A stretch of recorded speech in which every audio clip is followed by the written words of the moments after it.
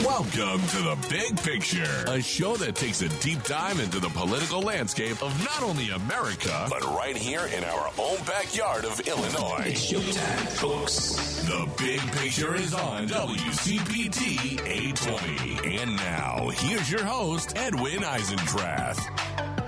Hello, everybody. Happy Saturday. Well, boy, we have a lot to talk about, and I have a fabulous set of conversations coming up. But I want to talk to you, about a couple things. I hope you get off Twitter if you're on it. We now know that Elon Musk is using all of your data to weaponize his platform to destroy our democracy. Get off it. Whatever benefit you think you have, it's not there. Join everybody who moved over to Blue Sky. You get basically the same functionality and not, and you're not aiding somebody who's directly hurting us. All right. So, where to start? I think I want to talk to you about RFK Jr. Because, look, Donald Trump is already on his way to forming, the least qualified, most dangerous cabinet in American history. And RFK is a poster child for this. But more importantly, you would think after the shellacking Trump took over his handling of COVID the last time he was in office, and how dangerous that was for all of America, he would take America's health a little more seriously this time. But he doesn't.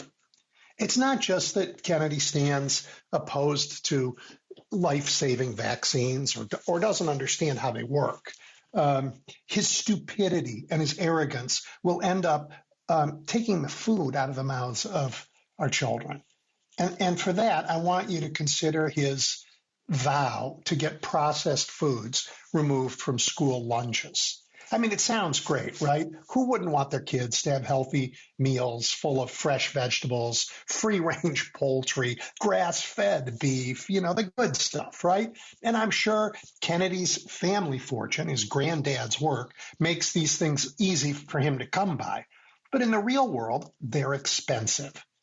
And plentiful as they may be in his diet and around his table, they're actually not so easy to find in the real world.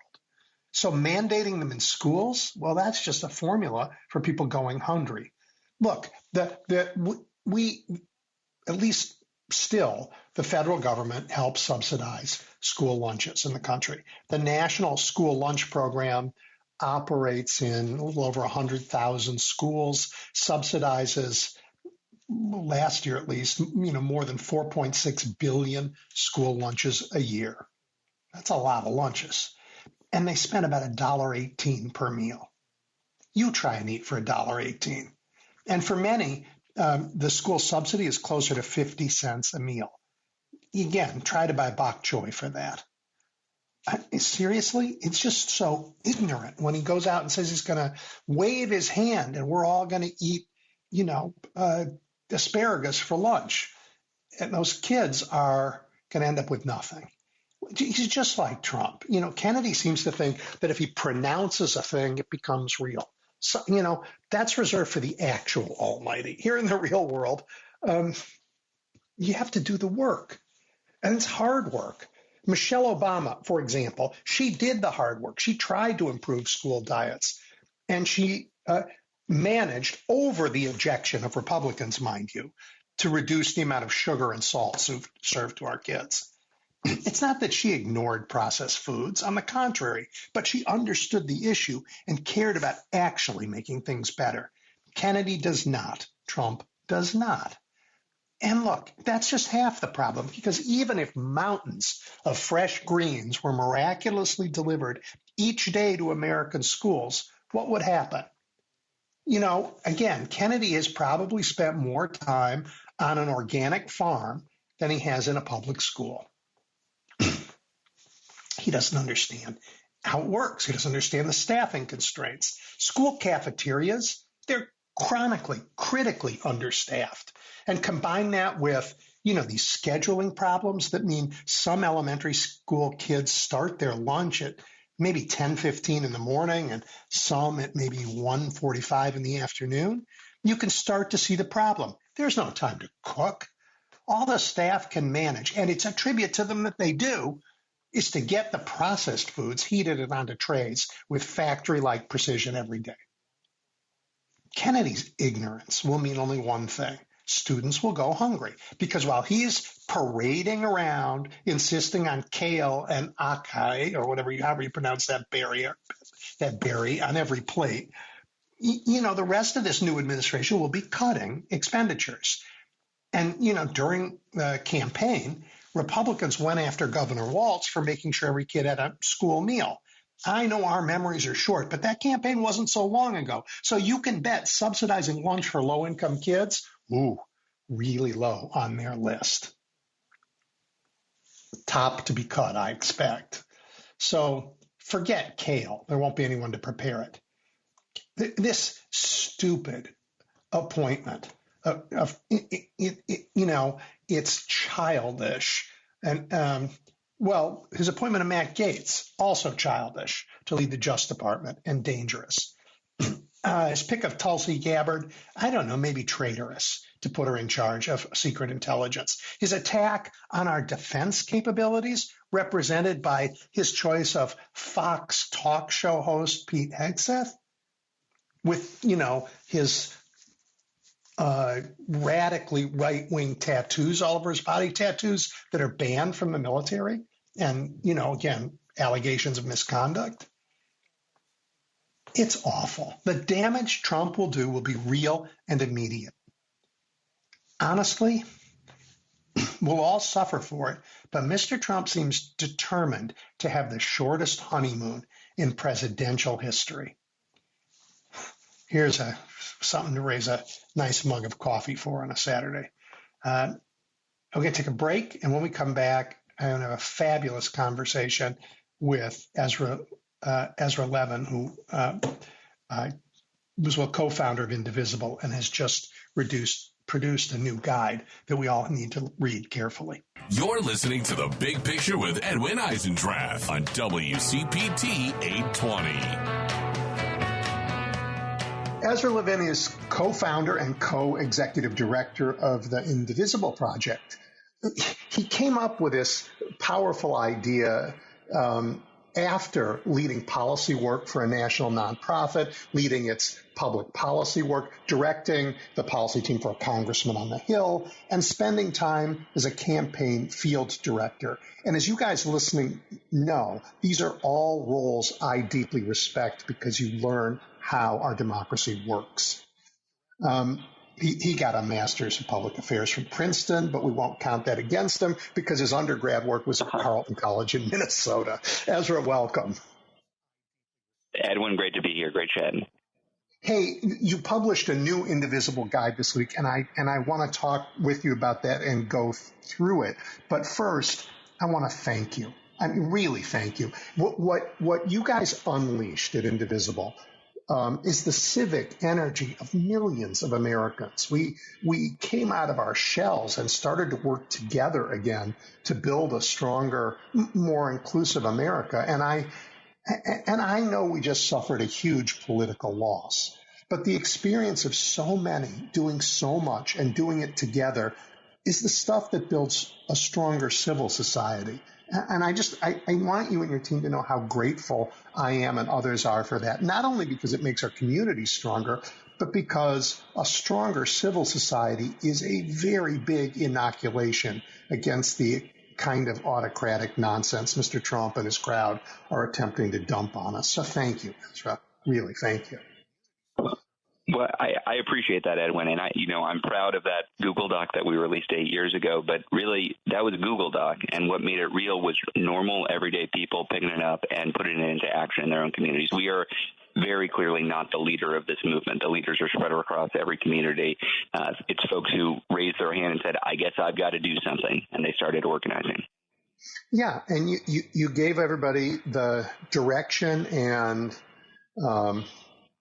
kind of permission to not be afraid in a very frightening time and to go out and meet their neighbors and to do the kind of stuff that makes us stronger, even when we get our butts kicked, which I hope we will now stop doing. That's a really bad habit. That's the goal. Yeah, yeah. Will you walk us through some of the why you thought you should do this again, this new guide, and what's different, and we'll go through it in a little bit of detail. Yeah, sure thing. So the original Indivisible guide, Leah and I, my spouse, and I wrote that guide over Thanksgiving break because we saw two things happen within 24 hours of each other. One was an interview with a future Trump appointee. This is in late 2016, where he talked positively about the Japanese internment camps during World War II as an example of what we could do with Muslims, immigrants, and refugees. And the second thing we saw was an interview in the New York Times with incoming Senate Minority Leader Chuck Schumer, reflecting the opinion of many Democrats in Congress when he said, well, we lost, that happens. I guess we're just going to have to work with Trump and the other side on other things like infrastructure. And that really set us off because it seemed quite likely in late 2016 that the near-term future in America was going to be that we had well-paved roads to America's new internment camps, and it will all be paid for by bipartisan dollars. And we thought there was a different way. We thought it was actually possible to organize to say no. And it was clear to us that we did have allies in Congress. We had allies in leadership, but they needed to be pushed to become our allies. And the way to push them was to organize locally. I think there's a common misconception that politics at the national level is like House of Cards, that there's some puppet master pulling the strings. There are 7-layer plans that are all moving forward exactly as it was conceived. And the reality is politics is much more like Veep. It is a tragic comedy. It is folks, some of whom are well-meaning, some of whom are not well-meaning. They're all underpaid and overworked. They're trying to figure out how to get through the next crisis, and they're responding to pressures wherever they come from. And the question for which direction democracy goes is, are the pressures coming from the MAGAs? Are the pressures coming from the corporate interests? Or are the pressures coming from the people? And people organized can indeed apply pressure in many circumstances, either to stop bad stuff that's coming or to slow it down, which is meaningful because if you slow things down, less bad stuff happens, or to blunt the impact. And as a final resort, if you can't stop it, if you can't blunt the impact, if you can't slow it down, you can at least make sure that the folks who push forward unpopular policies take political damage and get defeated the next opportunity you can defeat them. That was the basic game plan with the original Indivisible guide. It was entirely focused on Congress. We're former congressional staffers. That's what we focused on. The new guide reflects some of those lessons. Some of the things are the same, but we've got to recognize the world has changed. Trump 2.0 is different and scarier. And our source of power is not only our elected official at the federal level. It's not only our senator or representative. There are sources of power all over the country. There are 500,000 elected officials in this country at the local level, at the state level, at the federal level. So the new guide updates the strategic direction of that original guide and says, look, you might have a representative who you can push. You might have a senator you can push. You might have a state rep you can push. You might have a governor that you can push. You might have a city council person or a mayor. You should start locally. You should organize with a small group of folks locally, and then you should identify where is your leverage.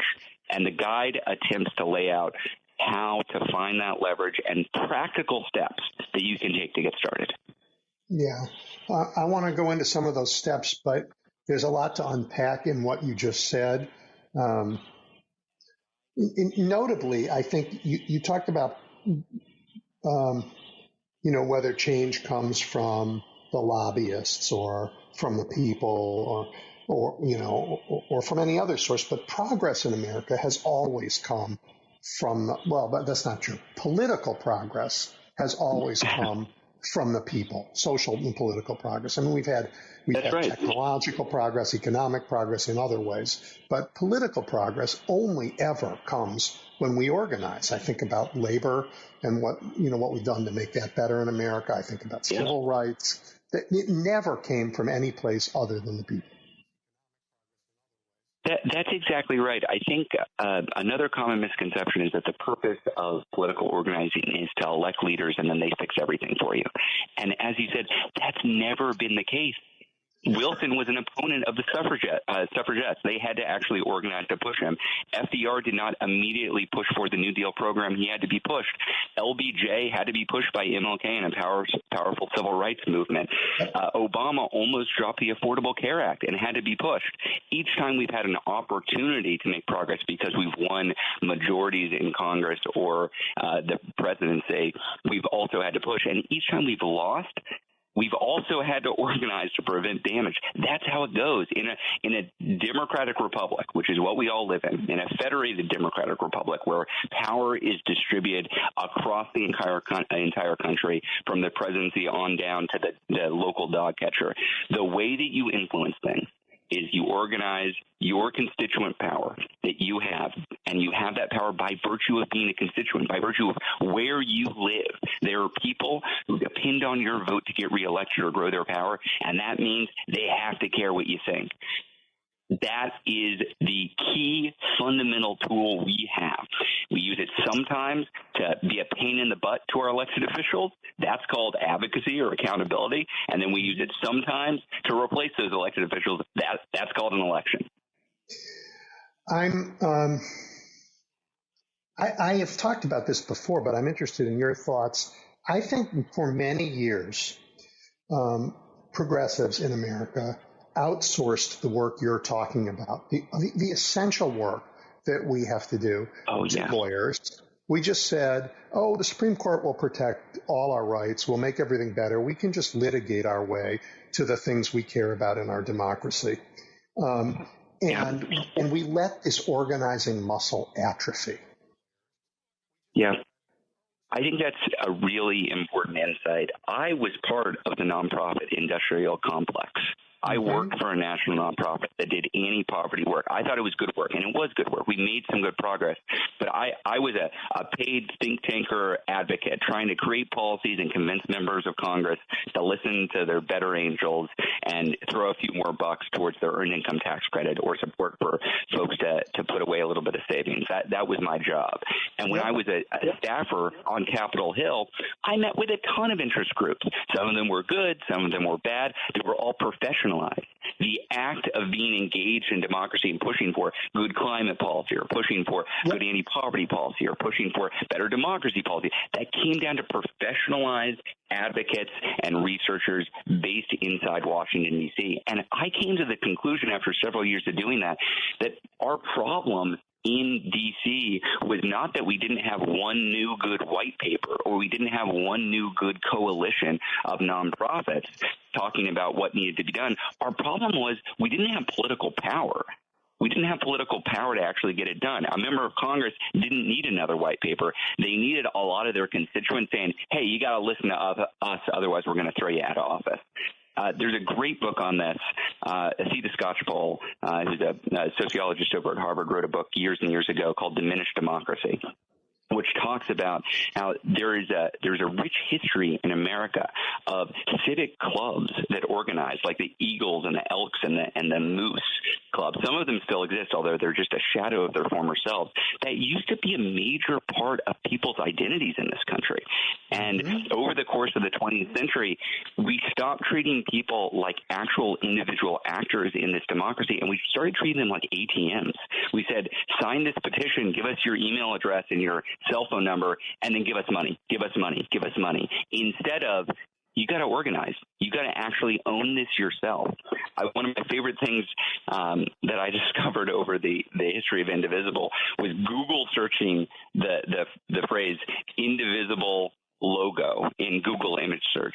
And what you'll see if you do that, you'll see the National Indivisible logo. Look, we are a national nonprofit, but we're a movement organization. We exist to serve and work with these local indivisible groups on the ground. And these local indivisible groups, they are owned and operated and run by volunteers in their own community, which means if you search the Indivisible logo, you'll see tons of creative, locally made logos of the local Indivisible groups, from Indivisible Austin to Tallahassee to Albany, and that's real. That is real organized power at the local level, rather than some sort of pristine, simple, top-down national operation. And I think that's why we are still here 8 years later. Yeah. So before the Civil War, there was a movement called the Wide Awakes. And there's a great book on it. You know, it started, a couple people started this. They wore capes and played music. And they said, we should organize, you know, because we don't like what the slaveholders in the South are trying to do to the country. And it became the biggest national movement we've ever had. Crazy, right? Look, exactly what you're doing. Some of our strongest indivisible groups that have become absolute powerhouses that command attention from their governors and their mayors and their elected representatives, they started by two people gathering in their living room after Donald Trump got elected and said, oh, my God, we've got to do something. Yeah. I think we can really overcomplicate this. That 98% of the indivisible groups are not incorporated. They are groups of friends and volunteers and colleagues who have built communities that meet on a weekly or biweekly or monthly basis, focus on their own local elected officials, and figure out what they can do. That's the model. It's got to be owned at the local level. Yeah. The model, though, focuses primarily on our democracy itself, not so much on a bunch of policies that many of us would like the democracy to adopt. And that gets to the problem of winning. And I wonder, I'll get your thoughts on this. So we beat Donald Trump 4 years ago. Yes. And then we were, all of our energy and a year and a half of public angst, which hurt Democrats a lot, went into, you know, the Build Back Better fight, which led to remarkable legislation. But what we didn't do was strengthen the guardrails of democracy. I mean, I think I love what Joe Biden did, but I can't forgive the administration for saying the biggest risk to American democracy is Donald Trump coming back and then not doing what we needed to do to make sure that didn't happen. Yeah, I a couple responses to that, both about directly to that and about the guide that we just released. Yep. I agree. Indivisible, as soon as we retook the House of Representatives in 2018, we started asking our groups, what's your top priority? What do you want to get done? Because we started by saying we just got to say no to Trump. We got to organize and create a united front saying no to the MAGA agenda. That's not a proactive agenda. And so we talked to the groups and asked them, and overwhelmingly, they care about everything. Look, this is a distributed grassroots movement. They care about climate and immigration and taxes, housing. But top of the list, very top of the list consistently was they were worried for democracy itself. So we made democracy reform our top priority from 2019 until 2022 when Kirsten Sinema and Joe Manchin sided with Mitch McConnell to kill the democracy bill. We ran a national campaign to get Democrats on board with reforming the filibuster. The first meeting I took with a presidential candidate was Senator Elizabeth Warren, who is beloved by the movement and an incredible leader, and was on our launch call a couple nights ago when we launched a new guide. Even back then, in 2019, Elizabeth Warren was not yet ready to come out for reforming the filibuster so we could get an up or down vote on democracy. So we had a long way to go. She became a leader, of course, in that fight. And by the time we ended it, it became a unified position in the Democratic Party that you got to reform the filibuster if you're going to get an up or down vote. What was not a unified position, as you said, was we need to prioritize holding Trump and his lackeys accountable for the crimes they committed on January 6th and prioritizing democracy reform to safeguard our republic. And as a result of that, I think you're exactly right. We did not deliver on the promise that Joe Biden made, which was a post-Trump era and a return to normalcy. By definition, if Donald Trump is running again successfully and capturing the Republican nomination, you failed at your primary promise to the public. Yep. And I do think we will look back at that post-January 6th period as a real missed opportunity because the Republican Party was at its weakest in terms of supporting Trump. You had McConnell and Lindsey Graham and others publicly creating distance. And instead of Merrick Garland pushing forward with prosecution, we had to wait nearly 4 years to get a sentencing date for some of his crimes. And as a result of that, he's not going to face consequences for his crimes, and the country is going to have a lot of damage done to it. That is all true. The second thing I want to say, though, is this guide is not the new Indivisible guide that we released is not a guide to how we remake the Democratic Party or how we build a coalition that can permanently win in 2028 and beyond. It is much more narrow than that. I think those are important conversations to have. I think we need to figure out how we do a better job at building that coalition so it's not susceptible to the entreaties of an autocrat like Trump. And also, we've got to get to 2028 first. I'm worried about I agree with you. In Wisconsin in the spring, I'm worried about actually having free and fair elections headed into 2026.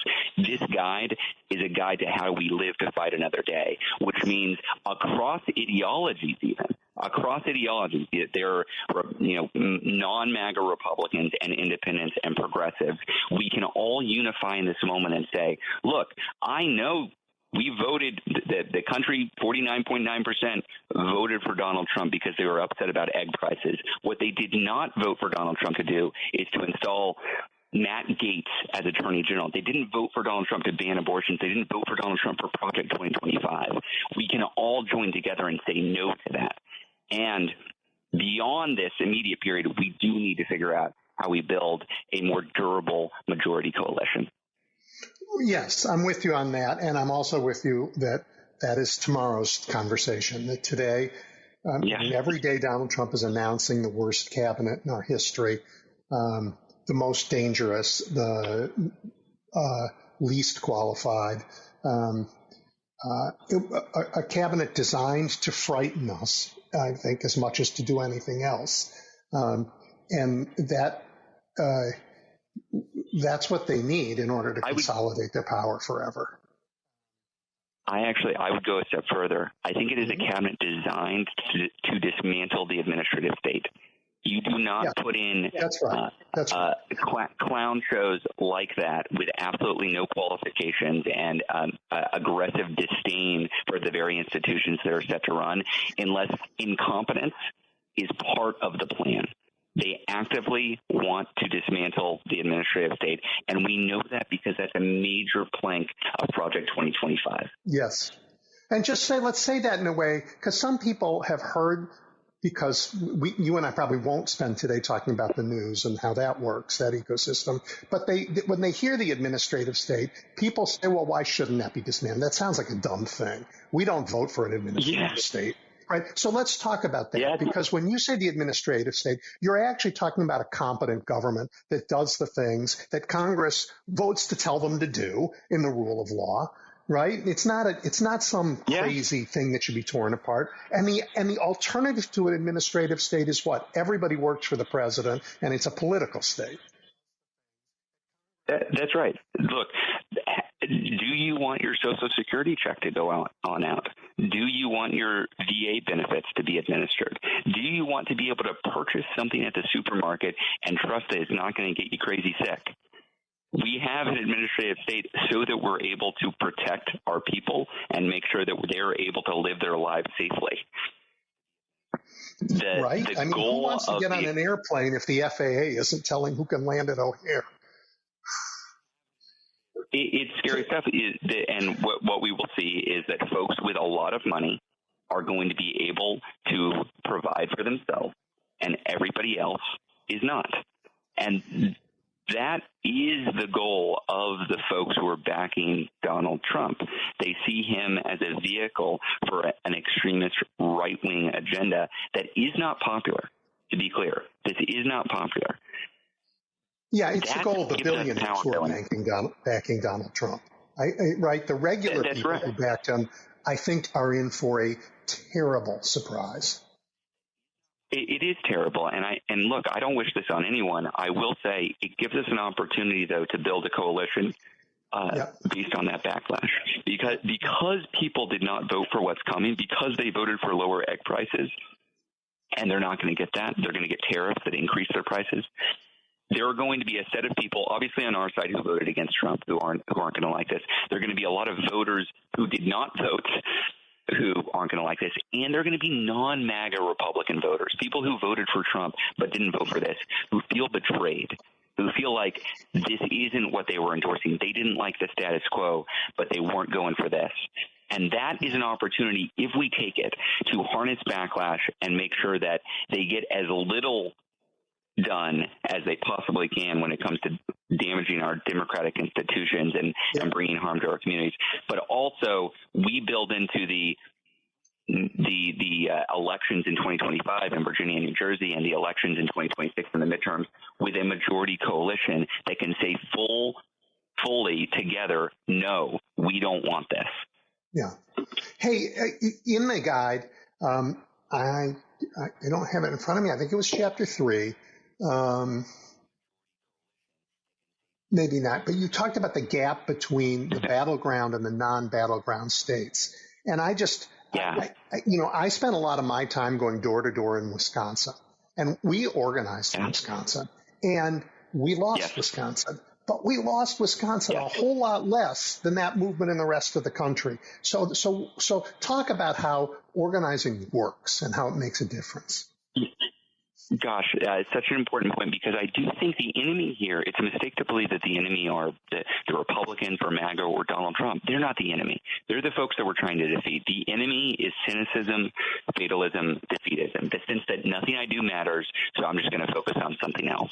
And so, yes, in the first chapter of the guide, we try to create some shared understanding of what actually happened in this election. Because if we don't understand what happened in this election, we're not going to agree on what should happen next. And there are a couple of main takeaways, and you pointed to one. One is, if you look nationwide, there was a 7-point swing in non-battleground states against us, 7 points against us. That's really, really hard to overcome. But then if you look just at the battlegrounds, and Wisconsin is a great example because we did the best there, there was only a 1.5% swing in Wisconsin, which means where we were running campaign, where we were doing get out the vote, where we were knocking on doors and writing postcards and sending texts and making calls, we were able to close that gap by 5.5 points. Or 3 points, significant gains in those areas. Now, that's cold comfort, right? We wanted to win. We didn't want to make gains. It mattered. You need to win the Electoral College votes to win the presidency. But it's a mistake to say that didn't matter. We would be looking at a Senate with 55, 56 or more Republican votes had we not done that work. We would be looking at North Carolina that had a Republican attorney general. We would be looking at abortion rights referenda that failed across the country. I know this loss is extremely painful because many, including myself, thought this was the most important election of our lifetimes and leads our country down a very dark path. But we need to be able to hold both that belief and an understanding that what we do can indeed make a difference. It's just the wave this year was really, really hard to overcome. Yeah, terrible. I mean, and again, not this conversation, but sometime you and I are going to talk about the media ecosphere that contributes to that. Oh, yeah. So you're right. Chapter 1, I'm sorry, you've refreshed my memory. Chapter 3 you're good. was the plan to get through the next 2 years. And so let's talk about that. I mean, one of your points was play hardball, something that I have been very disappointed that that the elected Democrats have not had the courage to do. So let's talk about how we give them that courage. Yeah, so this gets to, I think, a key shift from the original Indivisible Guide, because the original Indivisible Guide was purely focused on members of Congress. It was how can you push your member of Congress? And remember, back then, even Republicans were unsure if Donald Trump really had the juice. They were unsure if he really could build majority support and was a political threat to them. That's not the Republican Party we have now. The Republican Party is entirely owned and operated by MAGA foot soldiers, which means if you live in a deep red district, there's a good chance your member of Congress doesn't care what you do. Organizing outside of their congressional district office is probably not going to change their behavior.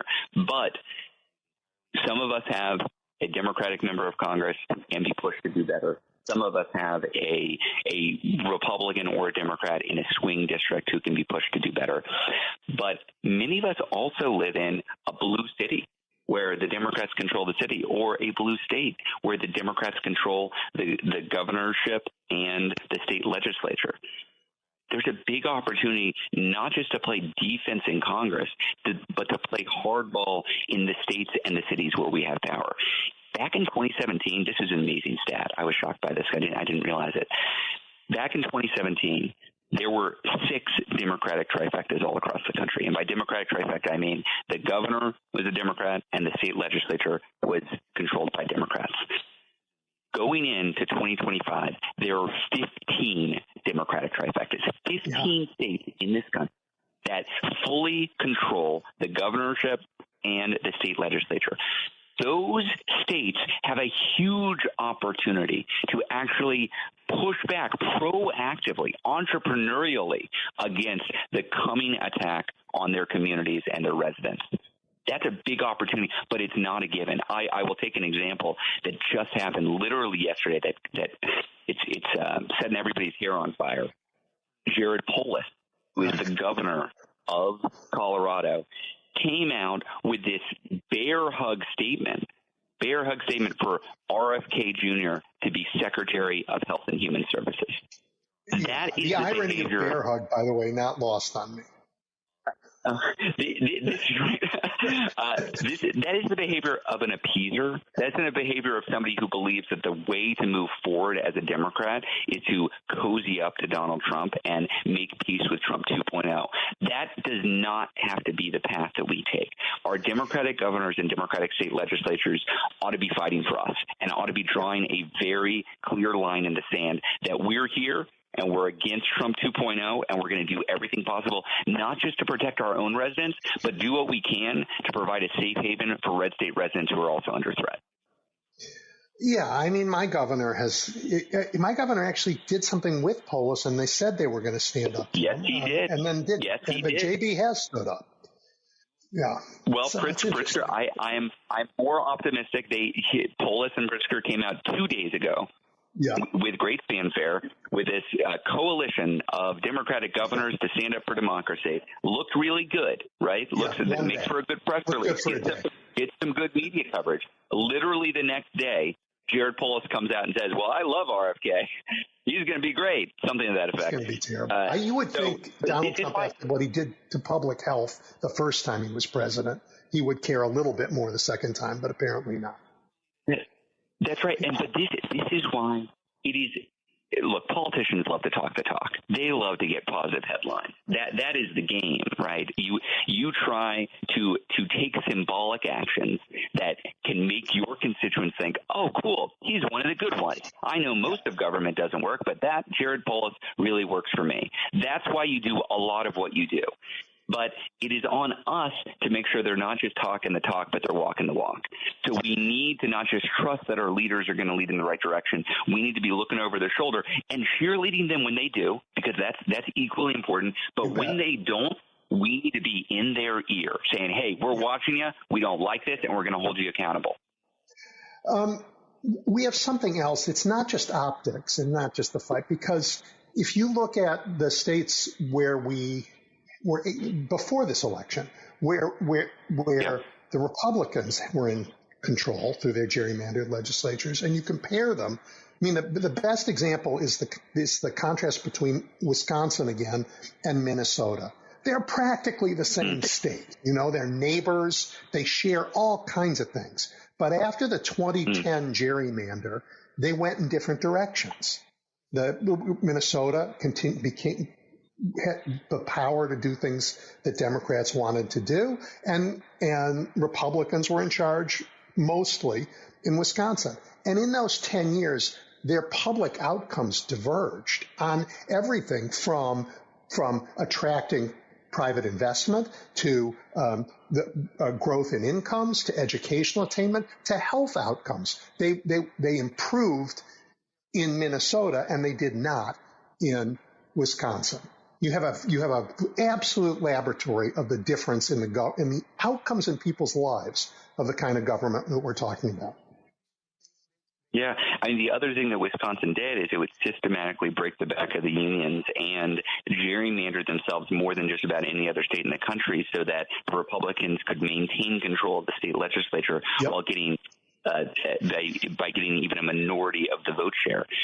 And I will praise the Wisconsin Democrats like Ben Wickler, who I would argue is the most effective Democratic Party chair in the country, and that might be light praise given the quality of Democratic Party chairs in the country. But he is actually quite effective and did a lot of work to organize in that state and to push back against the anti-democratic reforms that the Republican leaders had put in the previous decade or two. They broke the gerrymander too, which is something that right. Ohio had a chance to do this cycle and failed at. That's right.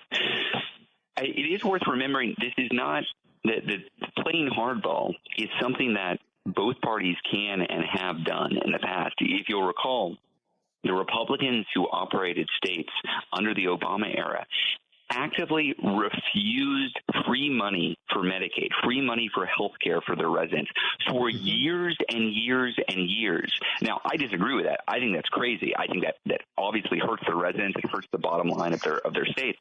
But they decided to pick a fight with the president that they disagreed with, and they did it. They did it. So we should remember, we are not powerless here. There is not one presidency that has all the power and can do everything. There are 50 state republics. There are 19,000 cities and towns and villages. And there are, like I said, 500,000 elected officials spread around there. If we use the power that we've got in those communities, we're not going to be able to stop everything, but we're going to be able to stop a lot.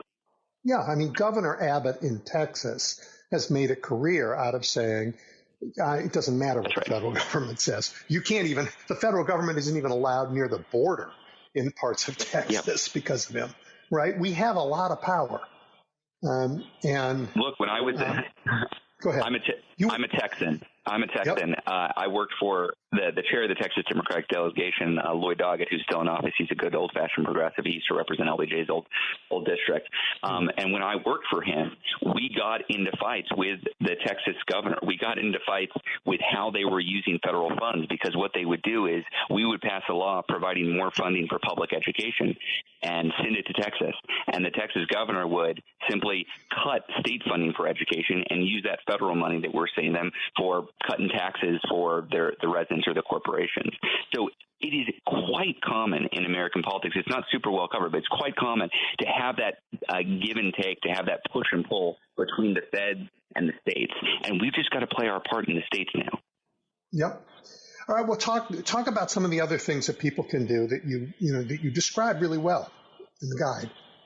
Well, and I want to be clear. This guide does not have all the answers. This guide does not try to be entirely comprehensive. What it tries to do is to present a comprehensive plan that can indeed stop, stall, or blunt the impact of some of the worst of what's coming at us, and systematically build towards a win over 25 and 26 so that we can hold on longer, so that we don't continue to face unified Republican control of Congress. So with all that said, we already covered a couple of the main planks. One, you can actually push your reps and your senators where they are pushable. If you've got their ear, you can push them to say no. And we saw that play out this week. There was a bill moving through Congress this week that was going to give Donald Trump more power. And it was going to give him specifically power to go after nonprofits that he disagreed with, label them terrorist organizations, and take away their status. It was wild that it was moving through with Democratic support, but it was. So this bill was going to move forward with bipartisan support. And we teamed up with the Congressional Progressive Caucus. They alerted us that, hey, this thing might actually move forward and pass. We put out the alarm. We drove thousands of calls to Democratic offices saying, hey, you need to not vote to increase Donald Trump's power. And you know what? They killed the bill. They were able to rally enough support. I'm not saying we're always going to win those fights, but we sure as hell ought to be fighting those fights. Where you have a Democratic member of Congress who you can push, or a squishy, non-MAGA Republican member of Congress who maybe doesn't want to get on the wrong side of their constituents, you ought to be throwing in on those fights. We talked about hardball at the state and local level. And the last plank of this strategy is we got to be real that election deniers and saboteurs won in a lot of swing states and districts across the country last week. That's scary, but it's not a foregone conclusion that they're therefore going to cut off our ability to have elections going forward.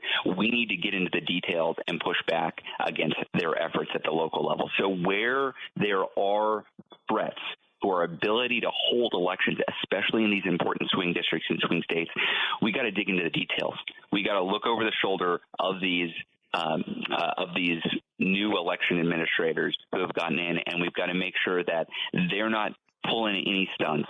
They're not pulling any shenanigans that could endanger our ability to actually hold elections in 2026 and beyond. So those three top-level plays depend on where you live. Right. Maybe you have leverage over your member of Congress. Maybe you have leverage over your mayor. Maybe you have leverage over the election administrator that just got elected in your community. There are also a set of things that we can do wherever we live. We've got to recognize that a lot of folks are going to be targeted by this administration. We've heard Stephen Miller talk about raising a red state army to go into blue states and force them to implement a mass family deportation force. There's scary stuff on the horizon, and we shouldn't act as if that's not coming. Wherever you are, you can be showing up in support of those under threat, whether that's yourself and your family, your neighbors, or your community.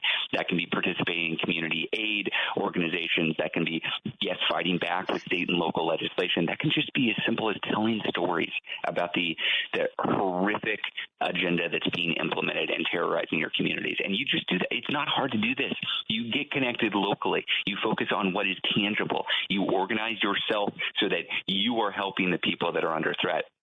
It's something anybody can do, and that exists outside of the capital P politics of changing policy. This is about showing up in your own community. But all of this comes down to not just doing it yourself. You're not going to do it yourself. You've got to find your local group and organize with them to do it. And this is now, the last couple minutes here has been solid counsel for the people who live in deep red states. Because as you said, they can protest all they want out in front of their congressman's office. Congressman actually doesn't care what people think. A MAGA congressman. That's not, they're not there to represent people. But they can make a huge difference in their community, and they can make a huge difference by being witnesses and telling the truth. That is right. Of not letting them do their worst in darkness. That's right. Look, we start chapter 4 with a quote from Timothy Snyder, if folks are familiar with him. He's a historian of authoritarianism. There's a book he wrote years ago, shortly after Trump won the first time, on tyranny, a pretty practical book on what it looks like for a democracy to evolve into authoritarianism and how to proactively try to push back. He was interviewed shortly after Trump won last week. And the quote really stuck with me. He said, "They want you to be alone. Nobody is going to fix this alone. That's not how this works."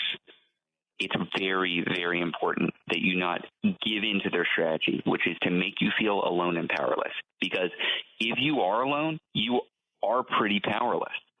But if you're banding together with folks who are rooted in your community, I'm not talking about online communities spread around the country. Those are great. I love them. That's fine. That can be part of your life. But it can't be the entirety of how you push back right now. You need people who live on your block or in your town or in your city to band together and say, okay, what can we do here right now? Who is under threat here right now? How can we support them here right now?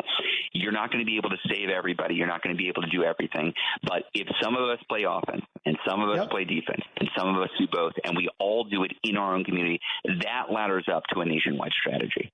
Yeah, I love it.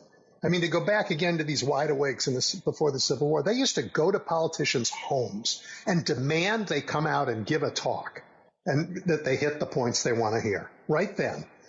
It was, it was in your face stuff, but it was powerful. So there is some interesting need for tactical innovation. I think there was a book a few years ago called Twitter and Tear Gas, which was a look at how people are organizing the age of social media and 21st century technology. And one of the main arguments this is Tefekci wrote the book. One of the main arguments that she made was any successful tactic that you implement, you'll see your opponents adapt to it. and it's going to lose its impact, and you've got to then figure out new tactics. So in 2017, when the Indivisible movement was getting started, we did a lot of town halls. We did a lot of showing up at congressional town halls, including Republican town halls. And one thing we found is it was really successful. We made them look ridiculous and out of touch. And then you know what they did? They stopped holding town halls. They did. Yeah, they stopped holding town halls. They adapted their tactics.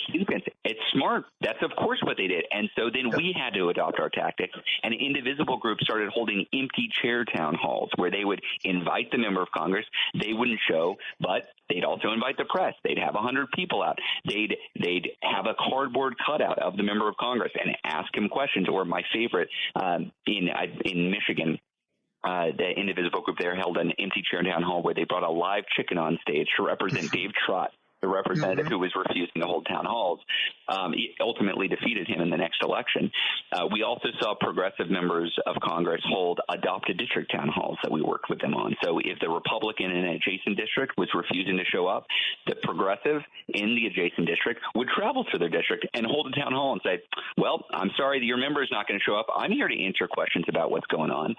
So my point here is not that the guide gives some ideas, some strategic and tactical ideas of what you can do locally. It's not everything. This movement and any effective movement, it's a guide. It's a guide. And it's literally, it is a Google Doc that you can copy, you can amend, you can change, you make it work for your local community, run with it. That you said something at the very beginning that folks need permission, or folks are looking for permission. And I do think one of the main value adds we can provide is to tell you no secret, shadowy group of pro-democracy leaders are going to open up your door and whisper into your ear, now's the time. You now should lead. It's not going to happen. There's nobody that's going to do it. You're going to have to organize yourself. And so if you need a permission structure to do it, use this guide. There's your permission structure. Get a few friends together and get started. All right. Before we go, Indivisible does other things as well. You have, like, I think your strategy is divided into three organizational parts. Just give us a high level look at that. You lobby Congress, you run media campaigns. We do, but fundamentally, look, the reason why we are here 8 years later, the reason why we're still relevant, I'm proud of our strategies. Look, I'm proud of our advocacy campaigns. We did a big campaign effort this year called Neighbor to Neighbor, where instead of just doing traditional canvassing or writing postcards, we connected people to their neighbors who were squishy Democratic voters to make sure that they got to vote. We've done tests on it. It is twice as impactful as traditional canvassing. I like that work. But the beating heart of our work is the support of the groups on the ground. Our movement is made up of local, volunteer-led, indivisible groups who organize to do advocacy, to do community aid, to do elections work, and they're doing it on their own time. Our goal is to make them as strong as possible. We want more feeding into those groups. We want more of those groups around the country, and we want those groups supported to build leadership so that they're sustained over the coming months and years. So the primary thing that we do is to support these groups on the ground, that support them financially, that support them with trainings. We have organizers spread around the country who are your point of contact. If we are successful in this moment, we have an enormous wave of people who are lifting their head up and saying, what can I do? If we are successful in this moment, they are either finding their local Indivisible group and getting involved, or they can't find a local Indivisible group right now. So they're telling us, hey, I want to start one. How do I do that? And we help them do it. Well, you got a great one here in Chicago, and they do remarkable. Incredible one. Yes. Yeah. So, it's an example of success. Well, that's where we got to end. We've run out of time. Thank you, really, for spending so much time with us here today, and Ezra, for all the work over these years in helping Americans come together to stand up for this democracy. And it's good for our politics, but it's good for our communities as well. Really, I'm so appreciative. Well, Edwin, thank you for having me and having this conversation. I will say journalists get a lot of fire from both sides, but right now we need you more than ever. We need people telling the story of what is happening on the ground and what people can do to be part of the solution to make sure that our democracy survives. So thank you. Thank you, Ezra. Take care. You're listening to The Big Picture with Edwin Eisendrath on WCPT 820. Welcome back, everybody. A little bit after 2 o'clock here in the upper Midwest. And now I'm joined by someone who you'll remember. She's been with us a few times. Lisa Gaufman is an assistant professor in the Research Center for the Study of Democratic Cultures and Politics in the University of Groningen. Her research, I think we talked about this before, sits at the crossroads of political theory, international relations, media, and cultural studies. The first time she joined us on the show was on the eve of Russia's invasion of Ukraine, and her expertise on Russian social media proved a devastatingly accurate picture of what was about to happen. The last time we discussed her latest book, which explored an idea of how transgression gets harnessed into Trump's movement. She's a brilliant scholar and has been a real big help to me and to us on this show as we try to understand what we look like to our friends in Europe. Hi, Lisa. Hi, Edwin. Thanks for having me again. Well, how are things in Europe? I would say people are pretty anxious, and I live in the Netherlands, and we have a far-right government, as you might know, and Yep. the first things that our far-right government decided to do is to slash education funding. So right now we're faced with about €1 billion cut into education, which means that at least the equivalent of one university will be defunded in the Netherlands, and we're out protesting against this, of course. But I've seen the protest signs at our local group here, and what people are saying is that the far right government wants dumber citizens, and we're not going to take it. Good. I mean, the conversation I had just before you came on was all about how folks here in America can resist what this new Trump administration is going to try to do, how we can organize and how we can blunt their worst efforts and make them pay for the ones that we are unable to stop. I don't understand governments that think education's a bad idea, but apparently it's common on the right. You also had, I think, a bout of a big sort of anti-Semitic incident that at least made the international news. Yeah, so there was quite a substantial problem in Amsterdam where football fans from Maccabi Tel Aviv were attacked. Well, they also didn't behave well themselves around the stadium, and then they were attacked, and then also Jewish citizens were attacked as well. So a lot of people are talking about a pogrom-like activity, but there is some investigation that's still happening. So it's not a very calm time, I would say. It's a very nervous time, and obviously a lot of people can understand that there's a lot of people that are upset about what is happening in Gaza, and that's why people are on edge, but at the same time, regular people fall victim of prejudice. And this is something that Amsterdam hasn't seen in years, essentially, so this is quite concerning. I'm sorry to hear that. And how is the news of the American election perceived? Well, we had actually an academic event on the election night. It was co-sponsored by Democrats Abroad and by a number of other organizations. I myself gave a lecture. And the interesting part was that sort of gave me a pause on that night was there was kind of a very, people were so excited and so enthusiastic and kind of hoping for a better outcome, I would say. But then when people sort of stopped after my talk, people asked me what I thought, and I told them that I'm actually hoping that Kamala Harris is going to win.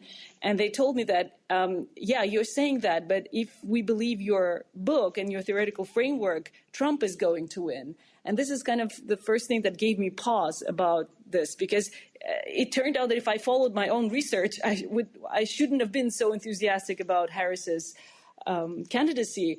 And then, but I couldn't help myself in a sense. And yeah, so this was a bit of a very sobering moment during the election night that the people who were listening to me brought up. And then obviously I woke up at 4 local time here in Europe, and then I just couldn't go back to sleep because I was just looking at the needle and all the results coming in. And yeah, we were chatting with my colleagues because we're all political scientists, and well, needless to say, we're not excited about the Trump presidency, as you can imagine, as political scientists.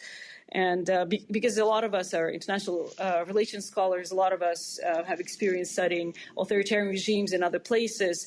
And it's just a lot of the rhetoric that we've heard in the run-up to the elections was just so incredibly familiar. And it was devastating to hear and to see that a lot of people were not bothered by this type of rhetoric. So this is something, and again, for us who studied, authoritarian regimes and even Nazi-era rhetoric and stuff like that, it was really heartbreaking to see that for a lot of people, this type of rhetoric does not matter. You can call people vermin, you can promise deportations and essentially concentration camps, and this is somehow okay for a large part of the electorate. I'm hoping that a large part of the electorate doesn't actually think he means it, that they view everything he does as signaling. I think he means it, but I don't want to think that ill of my fellow Americans. I understand. I absolutely do. Yeah, I absolutely do. But the problem is that he kind of showed in his first term that a lot of things that he promised, actually, he does deliver on. And again, if we take a look at the numbers, especially the Latino community, or even Muslims for Trump voting for Trump. So a lot of those things actually do give you pause in a sense. So maybe people think that it's not going to concern them or it's not going to affect them. Somebody else is going to get deported, but I don't know. Maybe I'm now a pessimist after my hopes didn't pan out. But I'm just really worried about a lot of innocent people who might get hurt. Your book, and I want to review it with everybody here a little bit. The Trump Carnival. It was we talked about it the last time we spoke, and much of that theoretical discussion, I guess, has just simply happened here since you published it. And you wrote about the idea of Carnival and how it has elements of mocking and sex and misogyny and transgression, even violence. And you applied those ideas to the MAGA movement and showed how it was a sound theoretical framework to understand the Trump phenomenon. I didn't think you were saying when I read it that understanding it meant that it was going to grow. That's also not what I was hoping for. But then again, as also my students pointed out to me, that it does look convincing. And especially if you take a look at the, I don't know if you watched the Madison Square Garden rally. I watched it for professional reasons, which I do not recommend for anyone else, unless you really want to see what the MAGA movement stands for. But even the New Lisa, York I was Times thinking of you during that. In fact, I promised I would I made myself a note that I would reach out to you as I was watching that horrible rally. Well, that's the problem, right? Even the New York Times came up with a headline that was a carnival of misogyny and racism. And of course, they didn't reference my book. That's okay. It's incredible how a lot of this carnival of hate is seemingly appealing to at least a part of the electorate. And this is very upsetting and very heartbreaking to see this. And some people think, oh, well, he's just, posturing, or he's just pretending, or he's trying to win an election. But then again, what kind of election is that if you need to use racist rhetoric to win it? So this is also something that just the whole, the example that I also give to my students in terms of the way that political communication has shifted in the U.S. In 2012 or I don't know, it was this kind of Republican sarcastic catchphrase, "Thanks, Obama." Remember that, right? So, and now that thanks Obama devolved into let's go Brandon. And you know what that stands for, right? Mm-hmm. So this is just like the shift that happened over these years is so incredible in terms of its obscenity and level of hatred. It's it's pretty amazing because a lot of this rhetoric is normalized. I remember there was a Christmas a Christmas that the greetings that President Biden was doing, and then one of the people who called in, they even said that live on this during this Christmas greeting season, and I was thinking how normalized this stuff has become.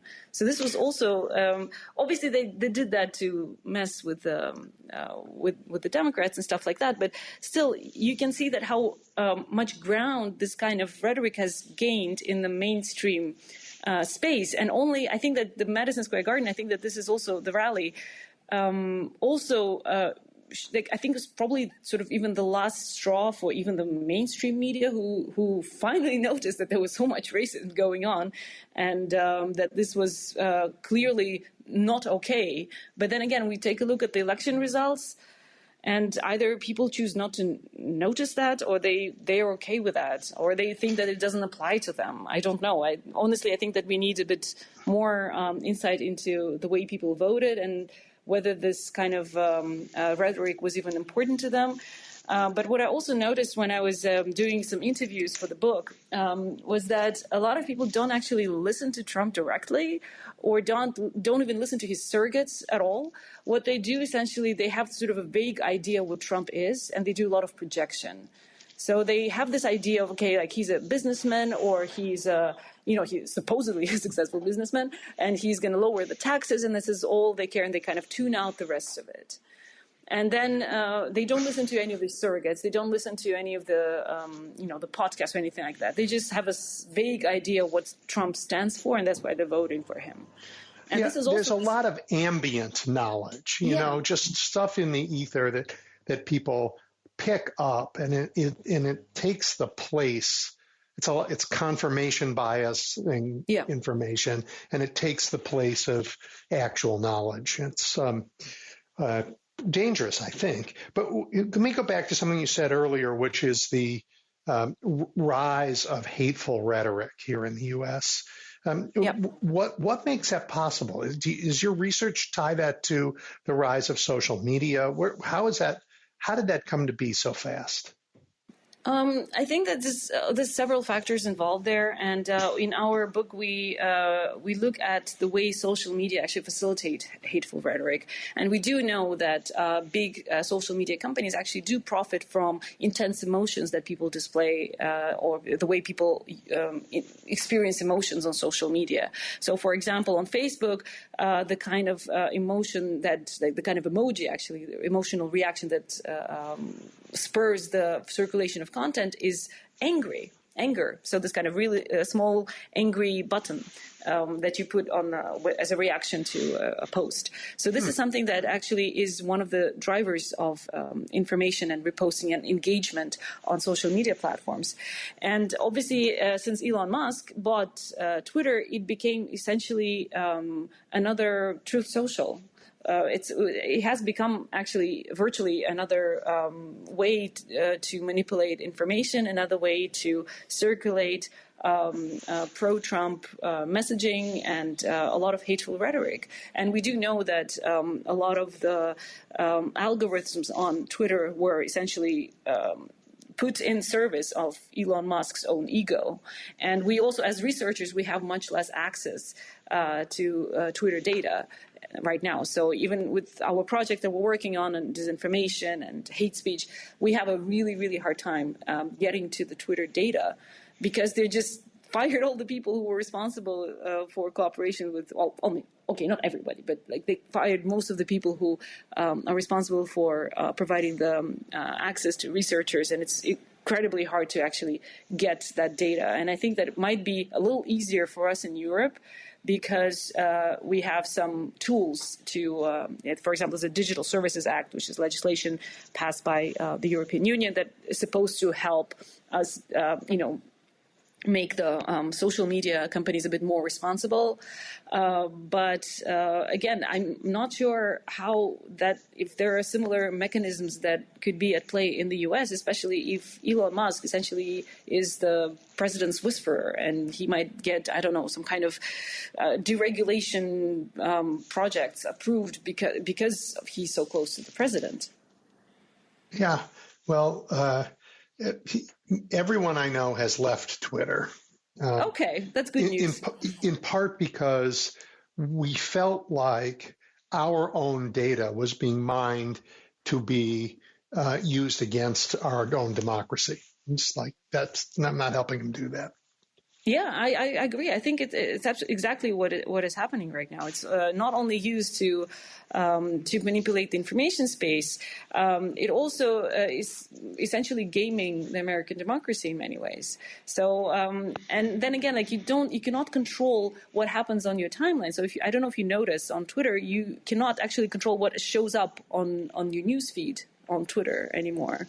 And this kind of the same thing is happening on Threads. So if you take a look at the Meta Twitter-like tool, which is Threads, it's also kind of less popular these days because people realize that the feed there is algorithmic based, which means that you cannot control what you see in your feed, right? That's right. And this is something that as a user you should technically have control over. But if you don't, the owner of that social media website can actually decide what you're exposed to.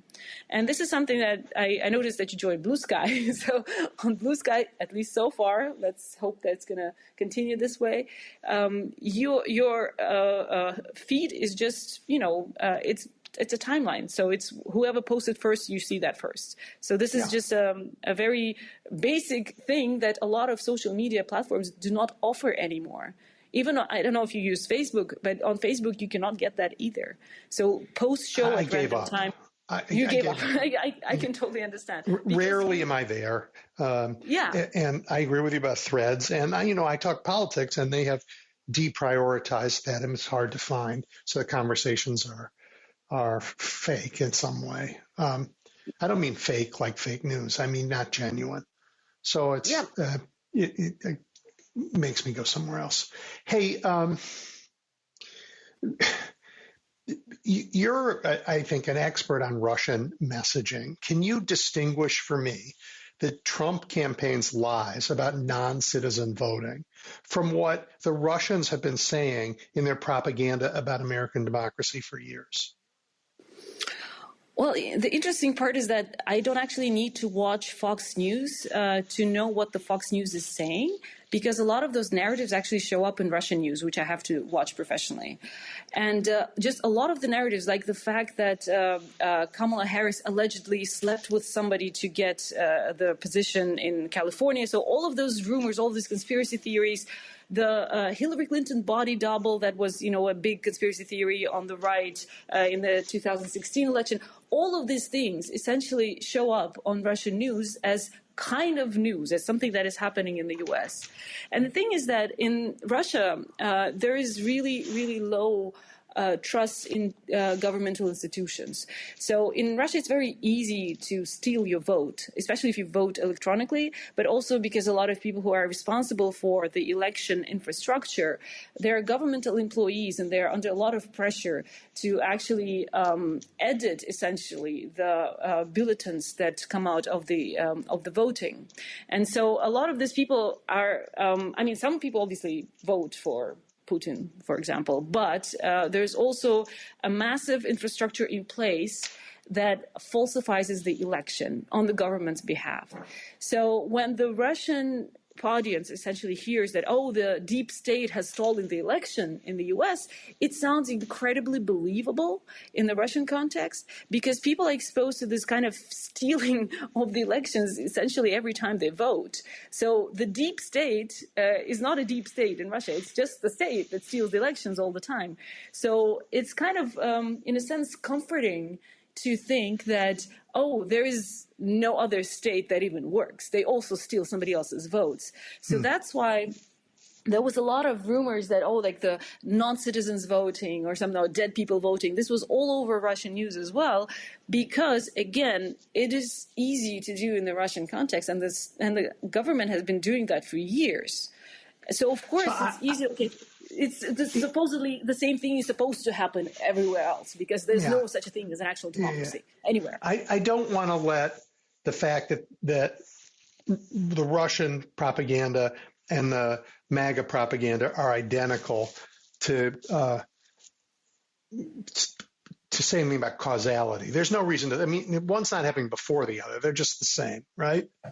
Yeah, I think that a lot of this they're just kind of feeding each other. And frankly, usually I see that there's that's something that surfaces on the far right communities in the U.S., and they sort of make it into the Russian mainstream news. So there's a kind of a very symbiotic relationship there, frankly. And as you saw also maybe the interview that Tucker Carlson did with President Putin. So obviously there's a very specific resonance that's happening there on an ideological level as well, especially when it comes to transphobic or homophobic rhetoric. So this is something that the Russian president has been very vocal about obviously banning non-traditional sexual relations, as they're called within the Russian context. So this is all extremely attractive to a lot of far-right conservatives in the U.S. And so, of course, for them, they see even Putin in a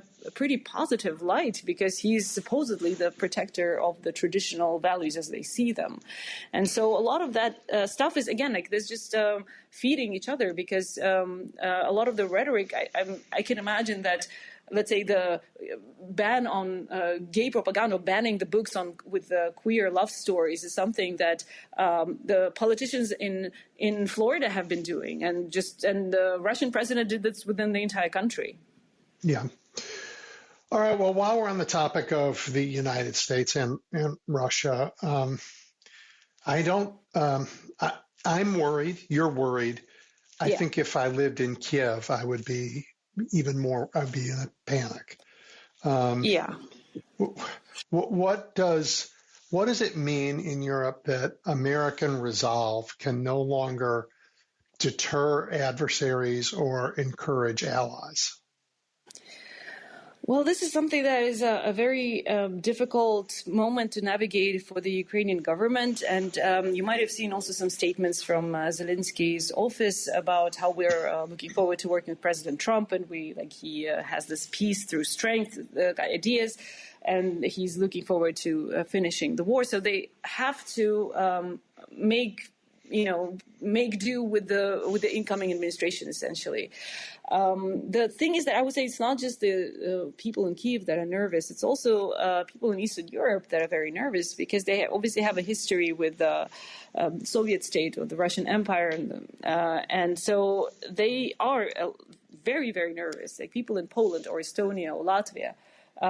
They are, in fact, nervous that Trump can essentially abolish NATO and, or just decide that Article 5 does not apply anymore. So in case of a hypothetical Russian invasion, nobody's going to show up to protect the smaller Eastern European country somewhere. So this is something that is definitely a concern. I spoke to colleagues who are working in the Polish defense. They're very nervous. So because this is essentially what Trump has also promised, because he also sees NATO essentially as this protection racket. He sees this as kind of like, he's supposed to be paid money to protect some European countries. And this is not obviously how it works, but this is something that a lot of European countries essentially have been counting on. So the fact that there is no guarantee anymore essentially makes a lot of people very nervous.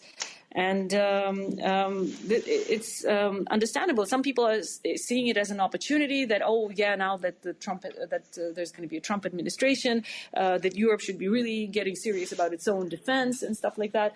But I'm not sure that that's going to happen, honestly, because there's a lot of other voices within Europe, even within Eastern Europe, that are not necessarily on the same page in terms of developing European military capabilities that are supposed to replace NATO, for example. So this is something that is a big discussion, obviously, and I think that, especially when I read one of the post-election interviews by J.D. Vance, where he said that, Ukraine just should cede the territories that the Russian army has conquered and just should stop the fighting. So, and okay, this is actually exactly what the Russian government wants. That's literally point by point what they want. Yeah, I mean, forgive me, but it's so naive and stupid because it may happen, but if Ukraine is forced into a peace after losing all that territory, the government will fall. There will be chaos in what remains of the country. It will be unstable and prey for the kind of sort of soft takeover of the whole place that happened in the East before the war. I honestly don't know what would happen. The thing is that obviously there's military support from the U.S. is important, but there's also the resolve on the ground that matters a lot. So I wouldn't take away the agency of the people in Ukraine who are fighting. But the one thing that is definitely something that a lot of experts emphasize, essentially the Trump administration, when it comes to the war against Ukraine, is a kind of unguided missile. You don't know what's going to happen and who it's going to hit. So it's really unclear who is whispering into Trump's ear about what's supposed to happen in Ukraine. And obviously he's been grandstanding about how he can finish the war in 24 hours, which I really don't think he can. But even if he stops all the shipments of weaponry into Ukraine. So I don't think that would be possible. But it's very uncertain time, and it's heartbreaking to see that in Ukraine a lot of people who've been fighting for their land might be actually stripped of their ability to continue the fighting. Well, we're out of time. I want to thank you and wish you strength and good strong organizing in your fight to save higher education in the Netherlands. Thank you, Edwin. Thank you, and strength appalling. To you. I hope that you also manage to organize and do all this amazing grassroots work that a lot of the organizations have been doing. Yep. Well, thank you. It's great to talk. We'll talk again. Thanks. Bye. Bye. All right, everybody, we're going to take a break, and then we're going to turn to the economy when we come back. You're listening to The Big Picture with Edwin Eisendrath on WCPT 820. Okay, let's bring this closer to home. Dean Baker, founder of the Center for Economic and Policy Research, is a prolific writer, author of many books and studies. He is also, I think it's fair to say after all this time, this show's resident economist, generously spending many of his Saturdays with us. Hi, Dean. Hey, Edwin. How are you doing? C+, and you? Yeah, about the same. Well, I'm personally surviving. The country, well, we'll see. Well, all right. So let's just start here. You and I discussed many times in the past few years how well America's economy is doing, how unique among major economies we roared back after the pandemic, how we tamed inflation. And Dean, most American voters didn't believe any of that, and some of them truly didn't feel it, I guess. Well, it's very hard to tell what people feel. We know when people answer questions, they're heavily influenced by politics, and we got very clear evidence on that just after the election. One of the consumer confidence measures, I think it's Michigan's, it just did a total flip because they asked people by party identification, how do you feel about things? Republicans all thought things were great. Democrats thought things were bad. Now, to be clear, the shift for Republicans was much larger, so they had a much bigger gain in their confidence than the Democrats lost. But both are partisan, obviously. And so when we ask people, there's clearly a big partisan tilt there, and again, disproportionately Republican. One of the things, 2 points I'll make on this. One is invariably when you try to parse and you go, how are you doing, as opposed to how is the country doing? Invariably, people said the country is doing way worse than they are. So in other words, everyone else is doing poorly. And I remember the Wall Street Journal had a piece back, I think it was in March, where they said, how are things going in your community, your state or community? I don't know exactly how it was phrased, but something to that effect. And they asked in the swing states, and they said, oh, things are going good. Way more said things are going the right way than the wrong way. Then they asked, how about the country? Opposite. They all said things that, by huge majority, people said things were going badly. I look at that and go, well, you have no knowledge. You know your own pocketbook. You go downtown, you see your stores. You have an idea how things are going in your area. You don't know anything about the country other than what you know about your pocketbook in the area, except what you hear from the media or from others, or maybe it's social media. But that's what you're hearing. So I go, I look at that and I go, okay, this is telling me what people are hearing through the media or social media. The other thing I look at, and there's an old line with economists, we don't look at what people say, we look at what they do. So you go, okay, what are they doing? They're spending. We had record rates of travel, air travel, road travel. They're going to restaurants. You go, okay, well, those are all wealthy people. You go, okay, fine. They're going to fast food restaurants. I don't believe that the big increase in sales at McDonald's is adjusting for inflation. The big increase in sales at McDonald's is because Elon Musk has been eating more there. So, so you look at these things, and people are acting like they're doing pretty well.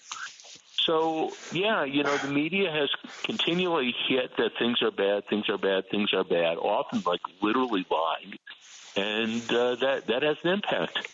Yeah. Well, I am not going to defend the media. I think they were appalling and terrible.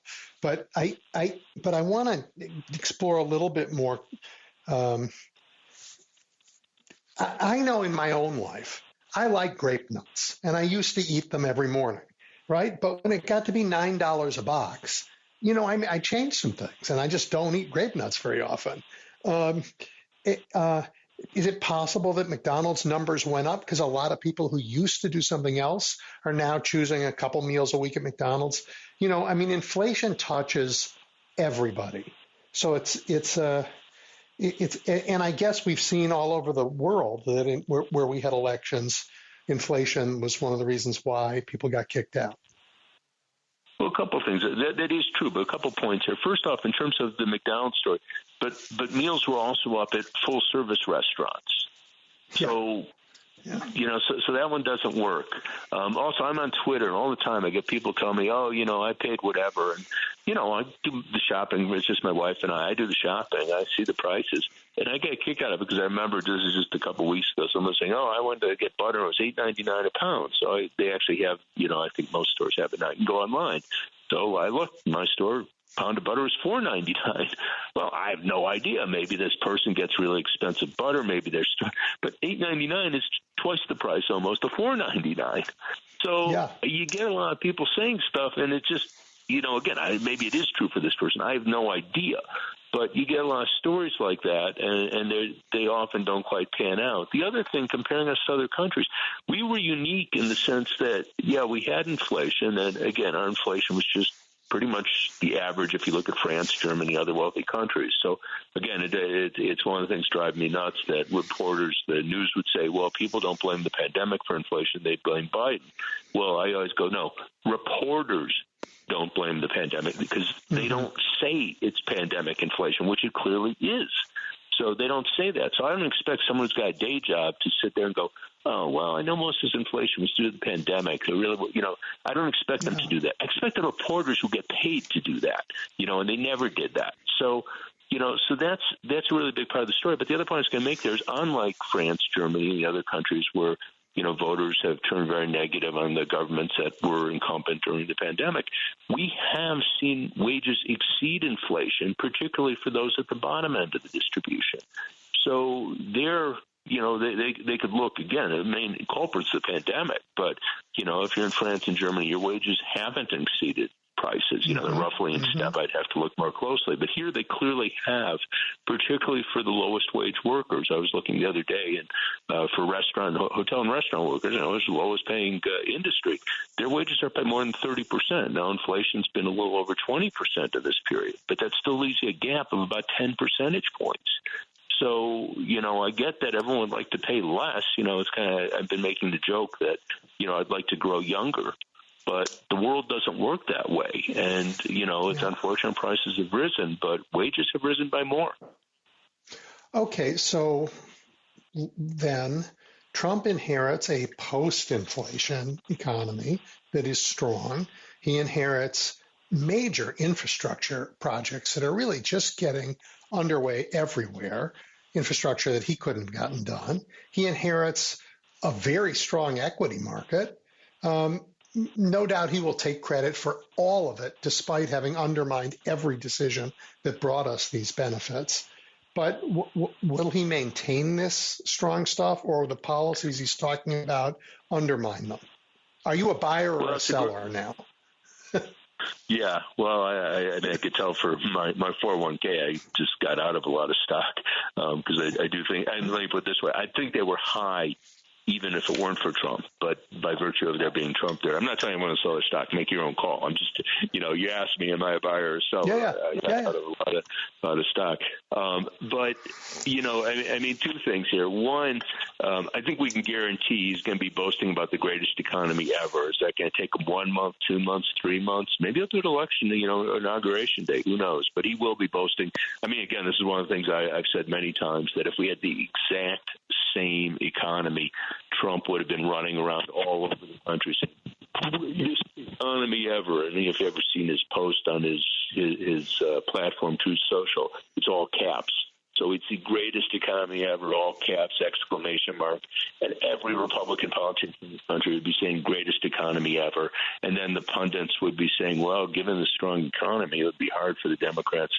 That's what would have happened. But, Biden's never been a boastful type, and the Democrats haven't been good at touting their own horn. So anyhow, but that wasn't what you asked me. So is Trump going to be able to maintain it?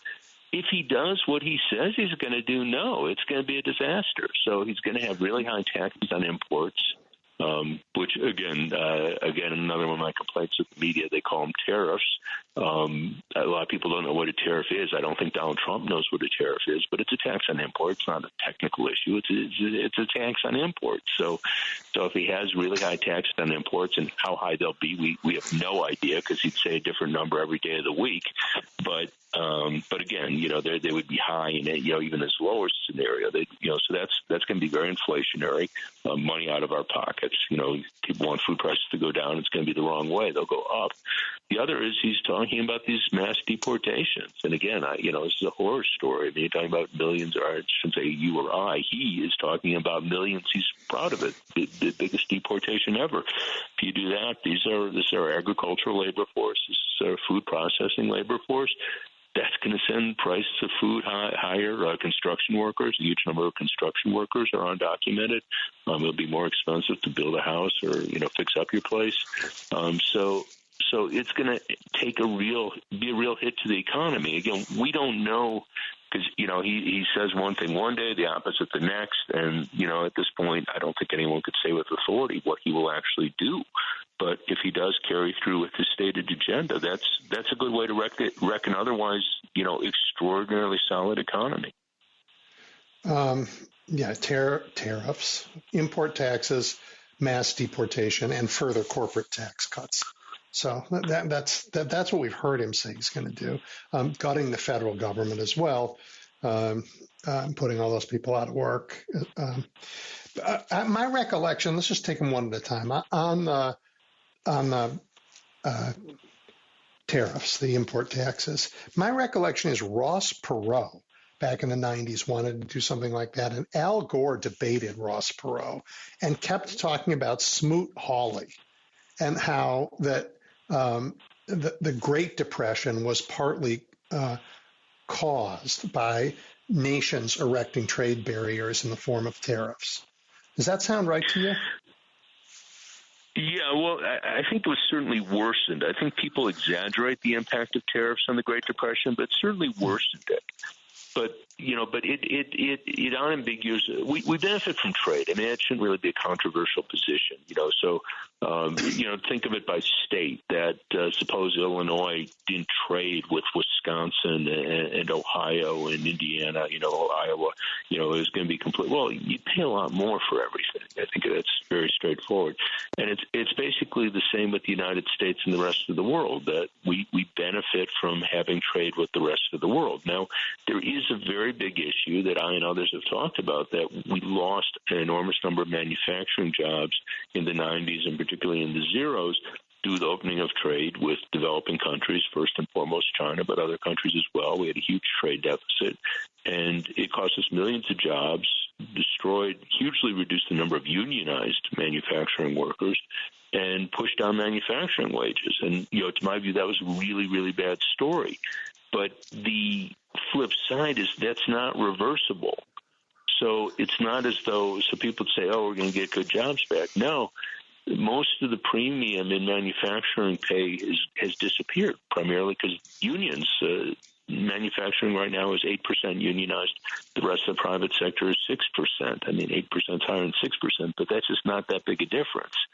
So, and again, by contrast, if we go back to 1980, 30% of manufacturing workers were unionized. So it used to be a heavily unionized sector. That's not really true today.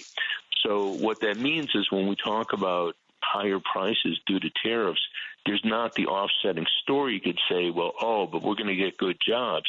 No, it's not clear we'll get, very many jobs at all, because it's going to be disruptive to manufacturing, because a lot of the inputs to our manufacturing are imported. So it's not clear we'll get many jobs at all. And B, it's not clear those jobs will be good jobs. If they're not union jobs, they're not necessarily better than any other jobs. I wrote a piece a little while back. I said it was unions that made them good jobs, not the factories. Well, right, because factory work in its first incarnation in the Industrial Revolution was hideous work. Yeah, it was horrible. They worked 14 hours a day. They had child labor. It was starvation, literally starvation wages.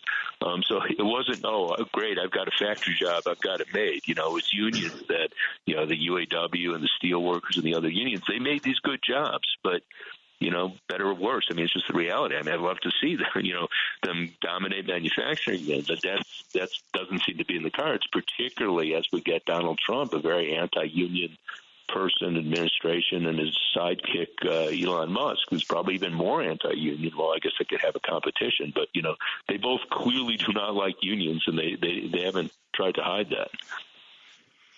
Dean, looking ahead, what's your most optimistic scenario? Man, there's so many bad things I could say. I guess one of the things I'm just hoping is that we can preserve basically our political freedoms, because obviously Trump does not care about them. He's surrounding himself with people that don't care about them. And if we could do that, I think we could build a case, hopefully in 2 years, get the Democrats at least back in control of the House. The Senate will be harder, but not impossible. I mean, 52-47 isn't necessarily an impossible margin to overcome. But, to make the case, and, it's one of these ones, I'm not rooting for the economy to go bad. I mean, I'd be delighted if, we could have this discussion in 2 years and go, well, Trump maintained a strong economy and high employment and people got good. I mean, that would be great. But I'm afraid that's not going to be the case. And if that isn't the case, I would hope that the Democrats are able to argue that, look, we need to change course. We got a guy there who has no idea what he's doing. He's taking us down the wrong path, and we have to steer things the other way.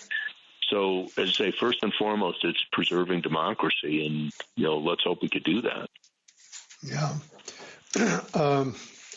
Well, we can, but it's going to require a lot of organizing, a lot of pressure, and it's going to require ordinary Americans to decide that they care about it.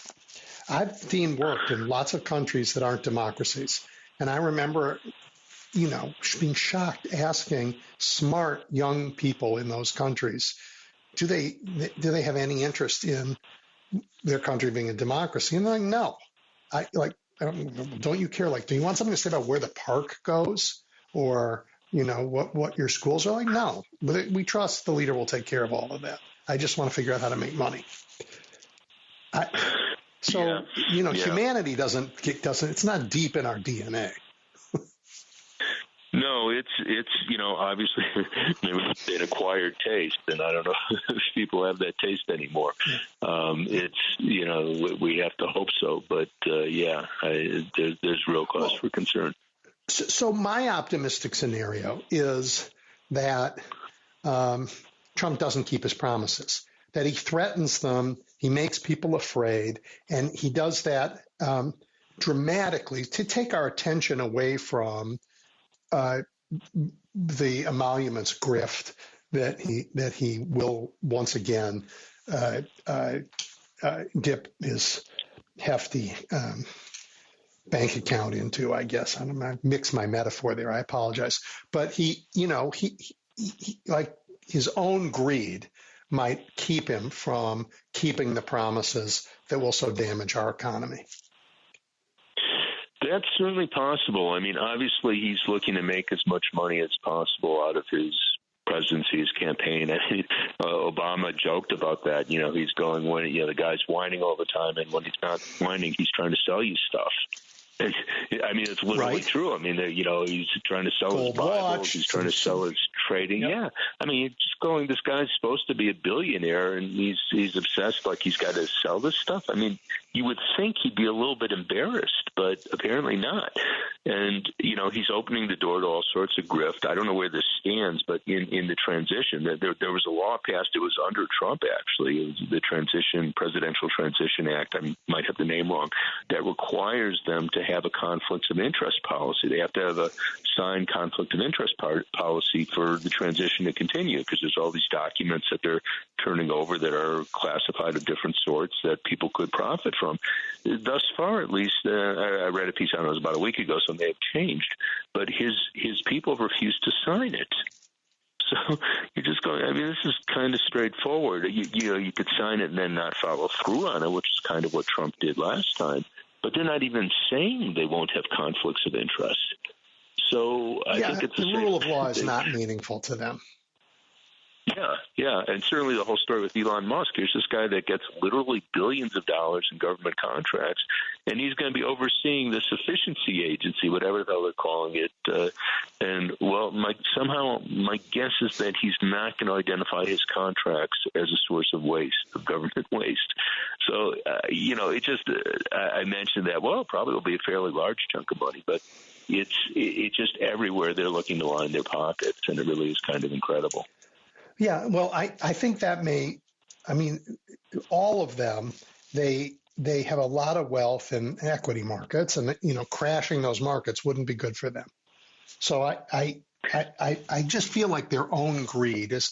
I feel like they've made suckers out of most of the people who voted for them. Well, that's certainly true. I mean, they pointed to Biden Harris and say, "Oh, look how bad things are," and you go, "Well, they're actually pretty good." 4% unemployment's better than like just about any point in the last half century. I mean, we were a little better last year, and we were good and roughly the same in 2019.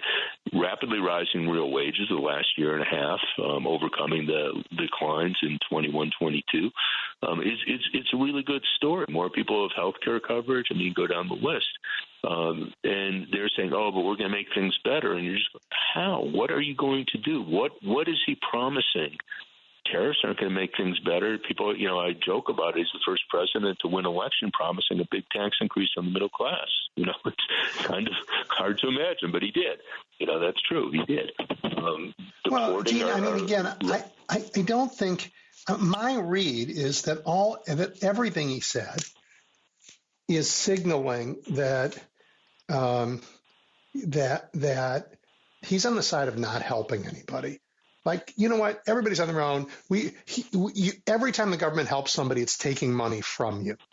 So we're not helping anybody, and we are gonna try and make the country whiter by getting rid of some immigrants who've come who don't happen to be white, and the rest, the rest is sound inferior. If he does it, and people's 401ks tank, and their pension funds lose their money, and their companies are having a tougher time. If for the second time he inherited a wonderful economy and turned it to ruins, and by the way, putting Bobby Kennedy Jr. in charge of public health is another public health disaster waiting to happen. He'll lose. The Republicans will be out of power for. I don't know if Democrats will fill the gap. We have work to do on our side, but Republicans will be history. Well, one hopes. I mean, if we get that scenario, but yeah, I mean, the Democrats have not done a good job. Scenario. Yeah, but no, I mean, you think of, suppose we were to get hit with a pandemic with RFK Jr. calling the shots at HHS. I mean, that's a really scary story. I mean, hopefully pandemics, we went 100 years without a serious one. Hopefully we aren't going to get another one down the road, but things happen, climate change, Trump could wish it away in his own mind, but it's real, and that's going to increase the risk, so yeah. We're getting rid of vaccines. Which guarantees, higher rates of measles. And, we're roughly the same age probably. My mother was ecstatic when the polio vaccine came out because that meant her kids wouldn't have to worry about polio. And, or her generation did. They didn't go swimming in the summer because, there's an epidemic breaking out, and of course the measles, same story. I mean, it's just, it saved lives, but also it meant you didn't have to worry about it. You weren't, parents weren't worried that their young kids would get these horrible diseases, and that's going to change. And again, just to be clear on this, it kills me because we had the governor of Colorado, Polis, who's a Democrat. I'm sure you heard about this. He said, "Oh, this is great because RFK's for choice." And there is an issue with vaccines, and it just drives me nuts that people say it's an individual choice. Go, fine, it's an individual choice if you want to live out in the woods and not encounter anyone. But it's a communicable disease. So, you don't want your kids, I mean, it's cruel to your kids. Your kids should get vaccinated. But, okay, your kids, your choice. I mean, I won't say that, but let's say we said that. But your kids are going to school with other kids, and you're going to give them the measles because some of them, some people, they'll get the vaccine, and it doesn't take effect. People have weak immune systems. So what we rely on is everyone getting the vaccine so you don't get an epidemic, and that's what he's trying to destroy. The reason everybody gets a vaccine is to create a herd immunity so that there's not a reservoir of humans for whom the virus can live inside, mutate, and cause a problem. Once everybody's vaccinated, the virus doesn't have a place to live, to grow, to break out. That's why we do this. Exactly. Yeah. Exactly. All right, Dean. I asked you for your optimistic scenario, and I didn't, that was hard to come by. But if you had to say among the things that we've talked about, just for our economy, tariffs, further corporate tax cuts, mass deportation, and large government layoffs, put in an order of traumatic for the economy. Well, I would probably say the tariffs because that would be very inflationary, and the other part, guaranteed other countries will retaliate. So They're going to block our imports. They're going to have their own tariffs blocking our exports. That's, going to be very inflationary. So people are complaining about the mortgage rates we were seeing under Biden-Harris. So add a couple, 2 or 3 percentage points to that. See how you feel then. So it'll be very inflationary. And we're going to see a lot of job loss. So instead of creating jobs, we'll be losing jobs because people have less money in their pockets. So his idea is that we're going to have big tax increases on middle-income people, working people, and then we'll give big tax cuts to Elon Musk. I mean, that's basically what he's been running on. All right, let's talk about one other thing here, because he says none of it will matter because energy will be so cheap because drill, baby, drill. Talk about that. This is close to nuts. And again, infuriating with the media that there was so little, what are you saying here? Because he's saying it everywhere. So you go, look, oil's about $70 a barrel. That's roughly, I'm adjusting for inflation because everything's 25% higher than it was, say, in 2018 or whatever. So it's roughly the same as it was through most of his administration. You know, he boasts about, it was so low in 2020. Yeah, we shut down the economy. I guess he forgot his dementia. But, you know, yeah, if you shut down the economy, you have lower price oil. But if you look to where it was most of his administration, we're roughly the same. So you go, okay, you're going to drill everywhere. It's a world market, but let's say increasing our production could lower the price $2, $3, $4 a barrel. People aren't going to notice that. You know, we'll pay 5 or 10 cents less a gallon. I mean, I'd like to pay 5, but that's just not going to have much impact on the economy. It, of course, messes up the environment. He wants to pretend we don't have global warming. Sorry, we do. But this is not going to – it's not a serious economic answer, you know, because, again, the plausible amounts you could look to reduce energy prices are so limited that the economic impact will be almost invisible. And, again, if anyone had done serious analysis, I don't think you'll find any economist who quarrels with that in a big way. I don't know. Trump probably owns a few, but if you go to someone that he doesn't own outright, they're not going to tell you anything different than that. Yeah. Okay. Well, this has been fun. I hope that we are not entering an economic day for the sake of everyone whose lives that would upend and kill in some cases. But you know, keeping the democracy viable, as you said, lets us respond to whatever is coming, and that is so. Yeah, let me just throw in a quick thing here that people have to pressure everyone in Congress, including your Senator Durbin, who's head of for the moment still head of the Judiciary Committee. They have to demand that report on Gates, the House Ethics Committee report on Gates, be made public. It just kills me if you envision something on the other side. If there were an Ethics Committee report on someone who was about to be appointed Attorney General by Biden or Harris, and the Democrats are trying to keep it secret, oh, my God, these people would be screaming. And the Democrats have to do the same. We have to fight tough. Absolutely, we have to be tough. And, Dean, we also have to invite and demand that the special counsel share his final report with the public. Absolutely. Right. Absolutely. All of us, Jack Smith. So, all right, Dean, thank you, as always. I really appreciate your spending time with us. So helpful. Sure. Thanks a lot for having me on. You bet. All right, everybody, we're going to take a break for the news. We're going to come back, and Jill Wine-Banks and I are going to talk about the state of the rule of law. You're looking at the big picture with Edwin Eisendrath on WCPT 820. All right, everyone, welcome back. Jill Wine-Banks has championed the rule of law and the principle that none of us is above the law since she was a young attorney working on the Watergate case.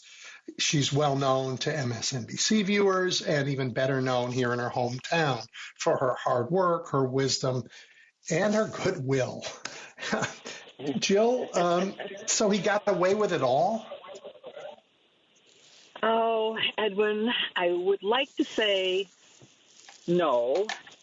And I still see some potential consequences, but they're all pretty meaningless, I'm sorry to say. I have gone from anxiety before the election to depression after to recovery and a determination to continue the fight, not to leave the country, to how have we gotten to this place in the country where the nominations that he is making are threatening to destroy every institution that I have believed in.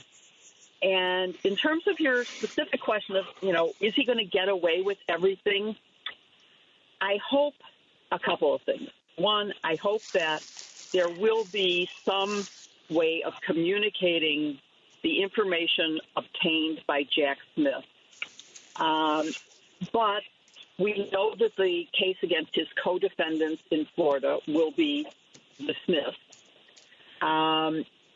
If Jack Smith wanted to go to the Supreme Court to undo Cannon's horrible decision, he can't, because he can't get there fast enough. And the new Attorney General he obviously will quit because he would have been fired. But even if he hadn't been fired, the Attorney General would not permit the appeal to go forward. So we are left with, luckily, just a district court decision that will have no precedential value anywhere else. But it's still a bad precedent to have on the books. So a lot of this is the Republicans planned for many years, and the Democrats need to get some foundation to do an Agenda 2028 that will make clearer exactly what we want to do, what Democrats want to accomplish, and how they will do it. Project 2025 is now the governing document, and maybe Elon Musk is the shadow president. So there's not much hopeful to say. What do you think? Yeah, I am. I don't think that Americans voted for what's in Project 2025. I agree.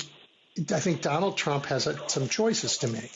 I think he can be an enormously successful president if he coasts on the fabulous economy he's inherited, all those infrastructure projects coming online, if he just takes credit for all of it, and that'll allow him to be the thief that he is and steal something off the top, put his daughter-in-law in the United States Senate.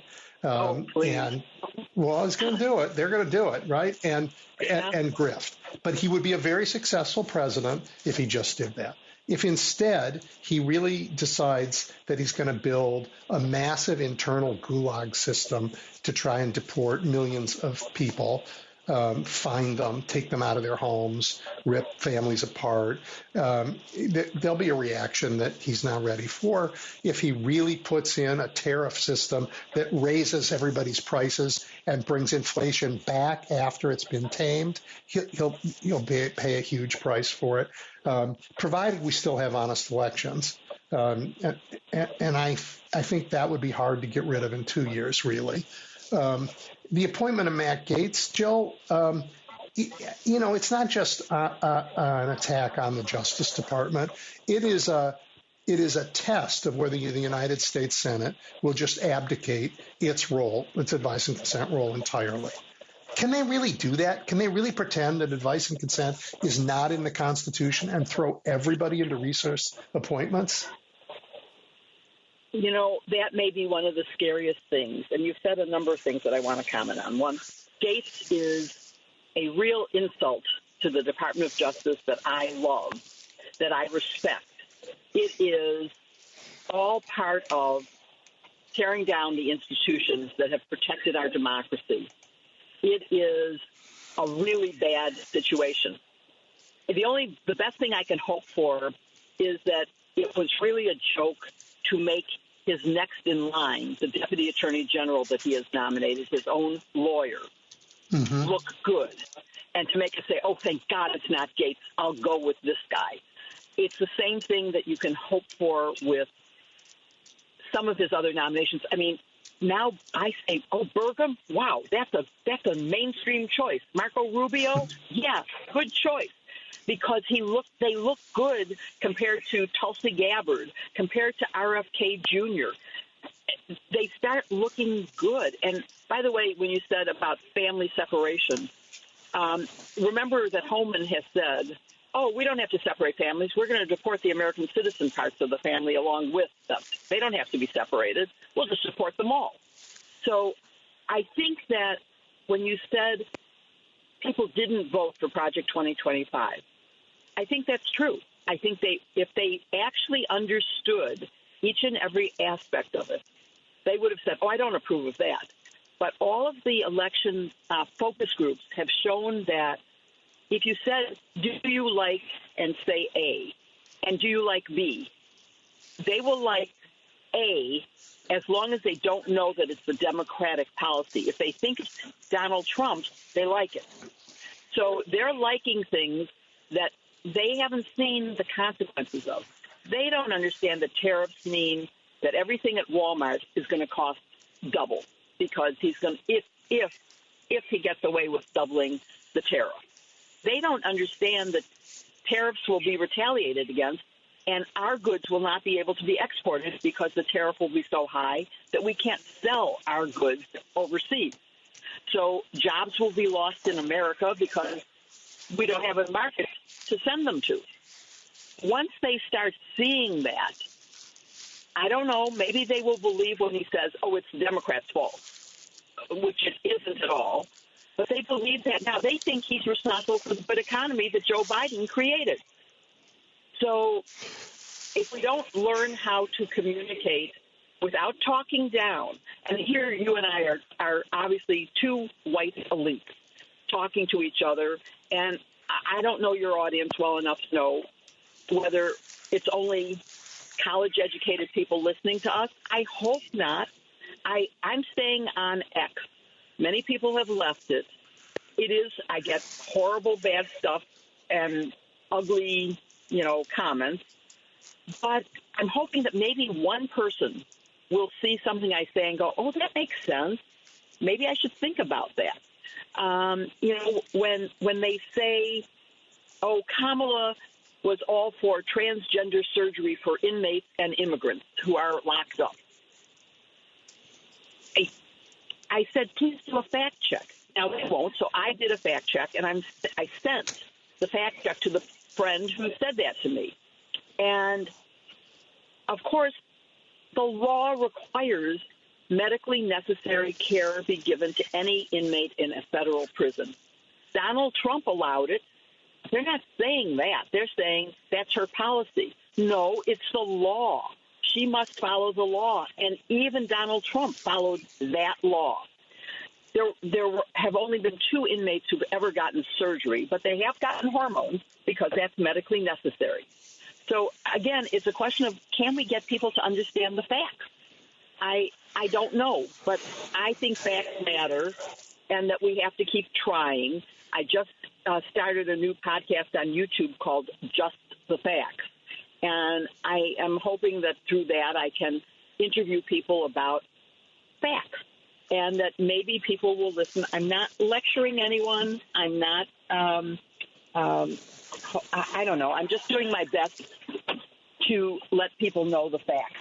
And that's what I'm going to keep on doing as much as I can. Right. We have it's a separate conversation, but the information ecosystem in America is incredibly dangerous right now, where people don't they get overwhelmed with stuff that's lies, and they don't have easy access to facts. And your friends in the Supreme Court did this to us with their ideas of free speech. Citizens United.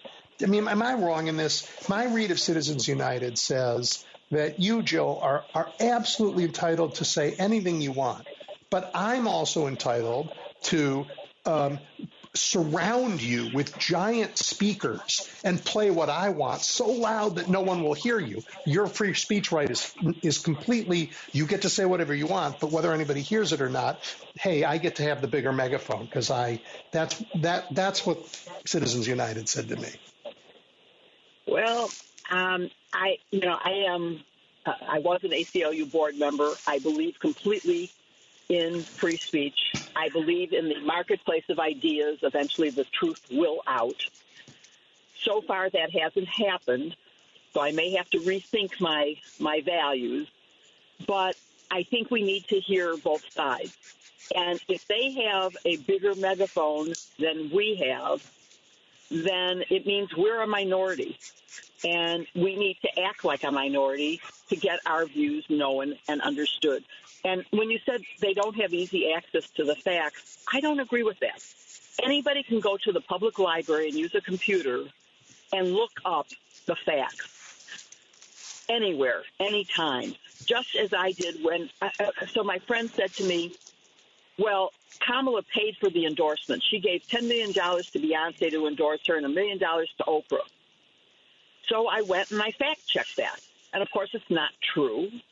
No. Anybody can, when you hear stuff like that, think about, do I really believe that Oprah took $1 million to endorse somebody against her will? No, I don't. And so it made me go and look. And it's a very nuanced answer, by the way, about transgender. It isn't a yes or no. It's yes, she did say that, but she said it in the context of this is the law of America, and I must follow the law. So, and nobody said, and Donald Trump did the same thing. So shame on our press for not doing that. You know, that's the kind of thing that I think that your show can bring out is the context, which makes a difference. You know, it's not a poor Pinocchio. She did say that. It's true. But she said it in the context of it's the law. Yeah, the Republicans have spent decades of branding and tarnishing the Democratic brand such that almost every horrible thing said about the Democrats is powerful confirmation bias for people who've bought their brand nonsense over the years. Yeah. That is true. Absolutely. And they've been very effective. You got to give credit, right? Yeah, it's been very effective. They're great they're great outside government. Every time they have control of government, they do appalling things, and the country gets worse. I think Donald Trump can be a very successful president if he just doesn't keep any of his promises and coasts on the fabulous, thing that we built for him over the last 4 years. But right. And of course, he didn't keep his promises last time. He said, "I'm building a wall, and Mexico's going to pay for it." He didn't build a wall, and Mexico paid zero. And by the way, Mexico elected a woman to be president. They're ahead of us. They did. Are you at a point where you think we can't even consider a female candidate for the next campaign? I'm not. You know what I think? I think Kamala ran a very good campaign. Not perfect, but very, very good in a very short time. Very short time. And that's why the morning of the election I was optimistic. It turns out that the campaign didn't matter. That the Trump lead was too big before that, and we didn't have time. So it's not her fault. The idea of a woman president isn't controversial, Jill. It's just overdue. It is overdue, but it's only overdue in the sense that, number one, women need the Equal Rights Amendment because we are not fully in the Constitution. And we need to change attitudes, not just the law. You can have the Equal Rights Amendment, but if we don't change the stereotypical ideas about women. I just read an article from Indigo that said Kamala Harris, the Vice President of the United States, would have done better if she had worn a skirt sometime. Okay, really? That's just nonsense. I mean, oh my God, talk about sexism. That's unbelievable. Nonsense. A woman said to me she could never vote for a woman because no woman would be strong enough to stand up to a bully. Now, she said that before the debate, and I would love to see that woman and say, okay, did you see that woman stand up to that bully? Because she defeated him completely. But, yeah, we live in a sexist world. I just heard Gretchen Whitmer on NPR this morning. Maybe it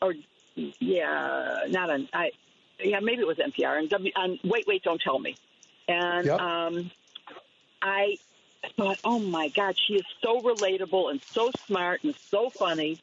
And then I actually thought, yes, but can she overcome the sexist bias, the misogyny that we are living under now? Women voted for Donald Trump again in huge numbers. So, it's a very difficult, this notion of the world is changing in so many ways so fast. It's hard for people to cope with that change. And women, just like men, have different feelings about where we should be on all of those changes. I mean, you had Katie Britt, who is a very smart United States Senator. Remember, she did a response to a Joe Biden State of the Union, and she thought the best way to do that was, in her kitchen, sort of I mean, it was a point of view about how a woman can be strong that a lot of women apparently not where you and I live, but around the country, a lot of women think that's how they show strength, I guess. Well, I'm on the side of that was one of the most appalling things I have ever seen in my life. Was yeah, that me too. presentation. And it wasn't. But you and I weren't. We weren't her intended audience. Yes. But let me just say, I have been fighting sexism and stereotypes since the 60s. I graduated law school in 1968 and was asked questions like, what kind of birth control do you use? How many children are you going to have? And, oh, we can't hire you because you'd have to travel and everybody else is a man, and we can't let you travel with a man. Those are things that were said to my face. You can only imagine what people were thinking about besides that. In The Watergate Girl, my memoir, it's not just about fighting for truth and justice and convicting a criminal president. It is about fighting stereotypes and the limitations they put on from little girls to full-grown adults. And, if this election showed us anything, my husband is a Buddhist, and his Zen master sent me an article that basically says, I love learning, and I've learned that I don't understand America. I don't know the wants and needs and fears of the majority of America, at least of American voters, because he did win the popular vote. And I am going to learn. I am going to open myself up to learning that, because it's the only way we can overcome it is to understand it and to communicate in the same way he does. Why did Beyonce and Taylor Swift not compel voters, but the Hulk did? I mean, who are we? We need to understand people who are from a different economic and educational level than apparently the people who voted were mostly college graduates. And that isn't who the Democratic Party that I grew up with was aimed at. The Democratic Party was aimed at creating labor unions and higher wages and helping the lower class to get to the middle class. It wasn't the elites that were part of the Republican Party. And now the elites of the Republican Party have brought in the people who are from the lower economic rungs who think they're going to get helped by this party, which they won't. And somehow we need to communicate that. I spoke to a screenwriter named Billy Ray, who did The Hunger Games. He did Captain Phillips. I mean, he's an amazing screenwriter. And he has been trying to help Democrats to communicate better in simple language. I mean, they broke it. I can fix it. That's simple. Make America great again. It doesn't mean anything. It's vague and silly, but people felt good about it. Well, he has a way of communicating in those kind of phrases. And I think the Democratic National Committee should hire him to do their communication and to do a strategy. And obviously the DNC needs to start spending money on going on to Joe Rogan and places where you get 30 million viewers, as opposed to, if you combine the New York Times, the Washington Post, NBC, ABC, CBS, MSNBC, you don't get that many eyeballs. So that's where media the candidates need to be. Sure. Yeah. Well, yeah. And so what you're really saying is we need to do a better job of talking about who we are. I don't think you're saying we need to change who we are, because Joe Biden delivered for working Americans. He did. Yes. We need to. I agree completely. So we need to be clear about that, and we need to. Donald Trump he's uniquely talented at mischief and changing the subject. He's a very creative politician, dangerous in every possible way. But if we pretend that he's not as creative as he is, we'll make terrible mistakes. I mean, the people who trusted him have already made those mistakes. They're in worse shape than we are because of what's coming. Absolutely. Well, Jill, Edwin, Let me just say one thing, which is I hope that no one heard me saying that the message is wrong or that our values are wrong, because they aren't. I am committed to the values that the Democratic Party has always stood for. I don't believe that there is any message that needs to be changed except how it is phrased and the channels through which it is delivered. So it's not the values that need to change. Keep the values, just make them understood. Well, and people have to believe the messengers, and we have to attack the lies that are nonstop. Yes.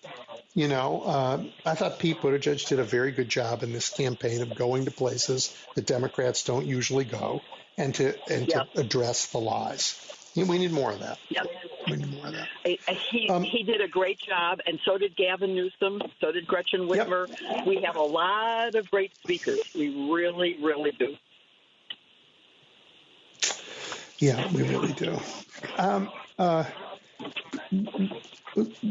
What do we need to do, in the next couple months to harden the silos that remain of the rule of law? Well, I think it's a longer-term project than what we need to do in the next week or month. We're going to have to work for the next 4 years, maybe for the rest of our lives, but certainly for the long term to do that.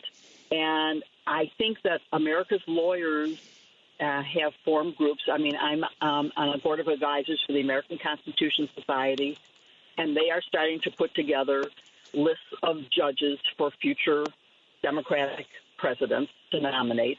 I also, by the way, think that in the immediate, before January 20th, the Senate has to confirm every single pending judicial nomination. They must do that, because the more vacancies there are, the more power Donald Trump gets because he appoints them. So we have to get busy on that. And that may be one of the most important things that we do in the immediate aftermath. The other is to somehow secure the information that Jack Smith has gathered.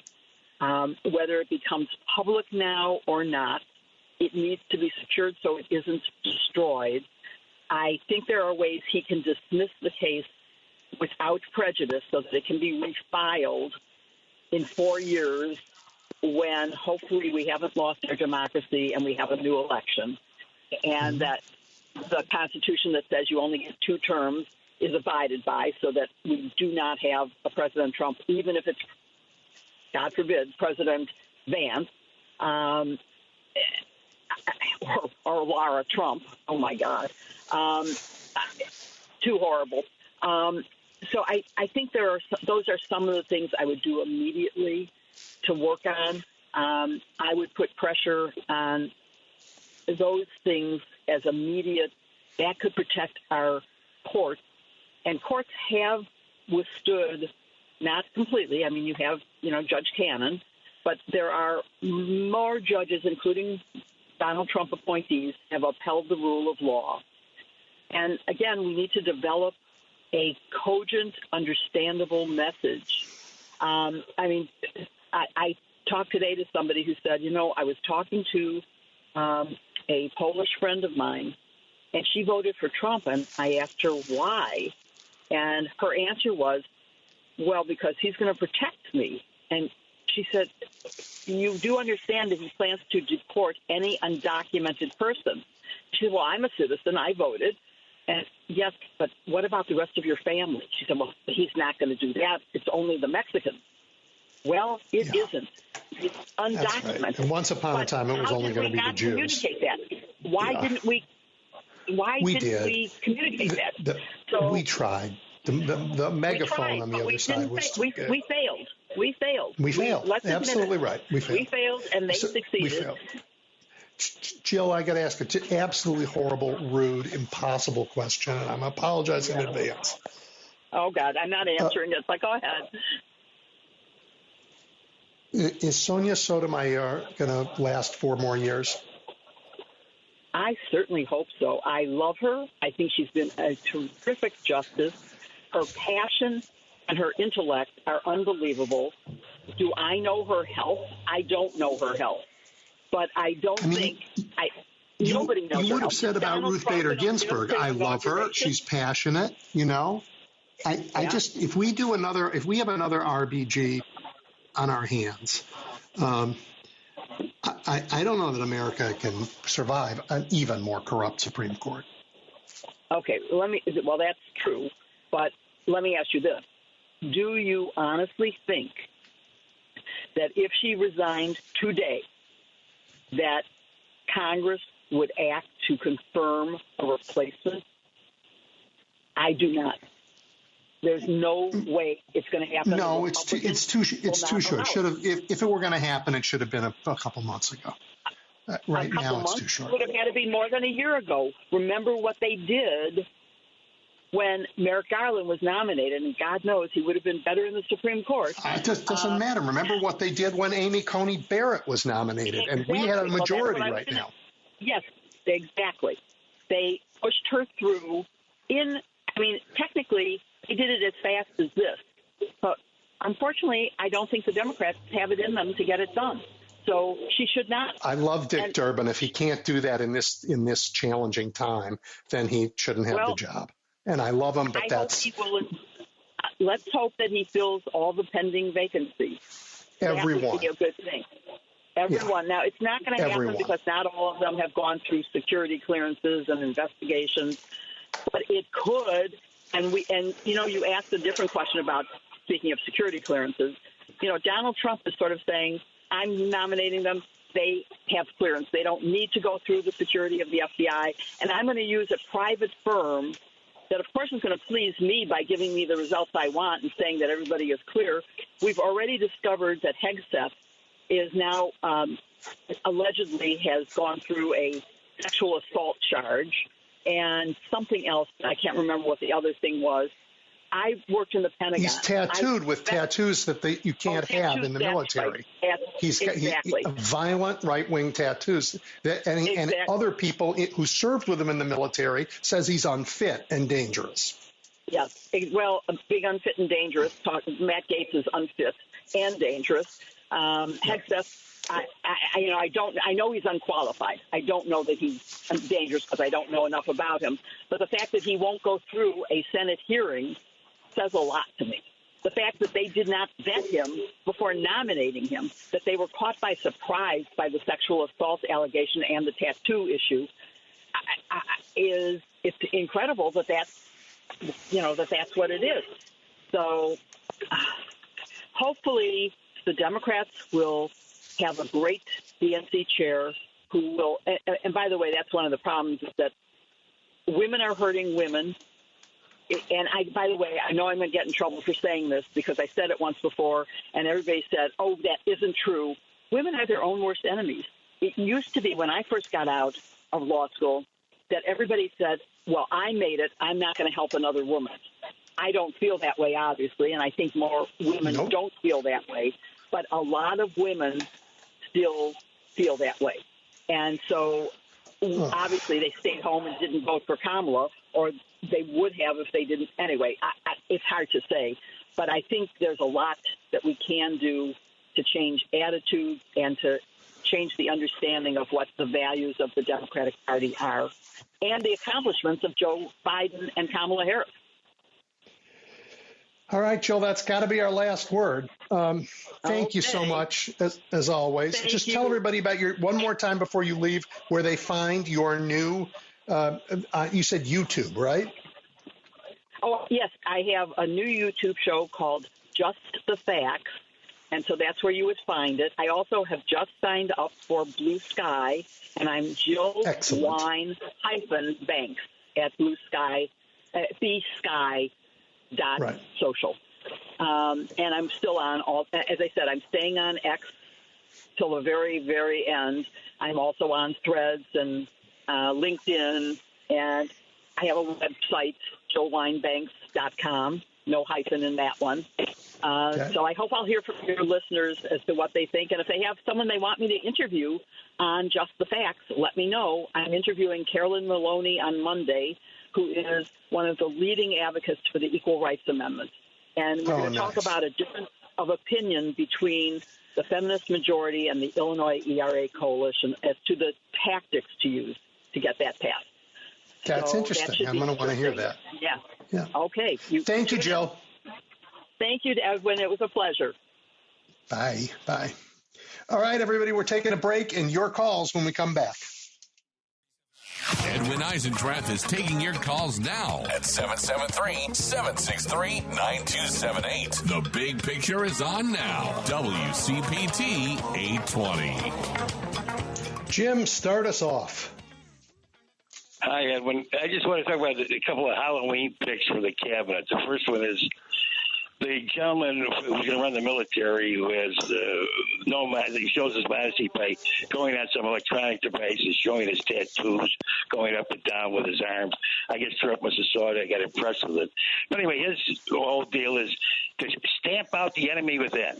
Get rid of those generals and those soldiers and those people. That's the enemy within. So Trump loves that. He loves that. But you also hear about this guy. He's a Bible. He believes that the end of the world is upon us, and Trump is about to bring it at. And then the other one is Huckabee, who knows, he says, I don't care about anything else. I read the last chapter of the Bible. I know how it's going to end. And it's going to end in the Middle East, and I'm going to be there when it happens. Apparently he doesn't want to turn to ashes himself. He wants to be there actually when it actually happens, which God love him. If he believes that, good luck. But he's going to be the ambassador, you can believe this or not, to Israel. And he doesn't believe that the Palestinian, he didn't know what a Palestinian is. He's been running junkets there for 30 years, making fortunes, bringing demented Christians there. I don't know to do what. I have no idea. But he's done it for 30 years. He's made a fortune doing it. But now he's going to be the ambassador. And he doesn't even know what a Palestinian is. He doesn't believe in the settlements or anything else. But he does believe in the end of the world. He doesn't, and he thinks that Trump is definitely the agent of the end of the world, so this guy's going to run the military. So that's what we're up against. If that's not two Halloween cabinet picks, I'll eat my head. Edwin, what do you think? I hope you have a good way to cook that hat, because you're going to have to eat it, because they're the worst. No. They're dangerous and terrible. No kidding. No kidding. In fact, if they get, I've worn a hat of yours, but I'm not going to buy one now. That's for sure. Yeah, they're awful. I mean, unbelievable. Wow. It's just incredible. Incredible. And what about Gates? I mean, Gates, the guy, they can't even release them. They're all, the other guy's got a problem. He raped somebody in a hotel, the military guy. And this guy's put under. What if these people are raping and pillaging? They're unbelievable. How about Bill O'Reilly, another moron that didn't know how to get a date? He's another big Republican. He's another one that, off the radio. These people are just repulsive. They're absolutely repulsive. But anyway, you know what? You're good. He's aiming for, I'm telling you what, the shortest honeymoon a president has ever had. Yeah. Good. Americans didn't. I mean, we got our asses kicked, but we didn't. Americans did not vote for Matt Gaetz to take on the Justice Department. That's not what happened. They voted for cheaper, cereal, and I don't blame them. No, I'm not. But still, it's an astounding. It's an astounding result. I could see it was close. I mean, what about that? But what happened to the polls? It was a dead heat for 3 months, Edwin. And it turns into a slaughter. You know what? I mean, they broke for Trump in the end. They broke for Trump when they stayed home. But the pundits should be arrested. They should be arrested for this one. I was wrong. Well, please don't arrest me. I was wrong. I thought on the morning of the election I was optimistic. And I was wrong. So was everybody. Yeah, I know you were wrong, but dead wrong. I mean, we're completely wrong. But what's interesting is they forgave this degenerate everything, Edwin. They forgave him everything. Our press forgave him everything. And it's the press was one of the biggest failures Edwin, please believe me, of the election. This guy never would have got near any candidacy 40 years ago. I guarantee it. I guarantee that. No. This is definitely engineered. The internet. We know that Charlie Kirk and the internet, and they put on the fake videos, and they bought it. and they bought it. We need Alfred Hitchcock in our next election. We got to see if he's got any people left and put some fake videos out. Make him into peeping toms or whatever we can do. But anyway, Edwin, thanks for taking my call. You have a good week. Thank you. Okay, Jeb. Take care. Paul, you're up. Well, the second burning of Rome is going to be interesting to watch, Edwin. And it's not going to take You'll long. Appreciate this. I pulled out some music, sat at my piano, and played through a Brahms horn trio because it begins with just this longing for something better. Brahms? Yeah. Yeah, I play Brahms too. That's actually kind of. I know that about you. The Brahms Opus 39, all the 16 waltzes. That was the one I played. That's fun. But anyway,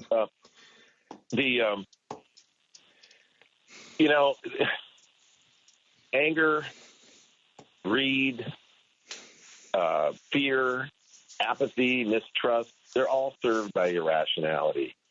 And that's what apparently the American people that's what they're looking for. That's what it's easier to sell anger and mistrust. These instruments, the lesser or darker instruments of our nature, than it is to sell optimism.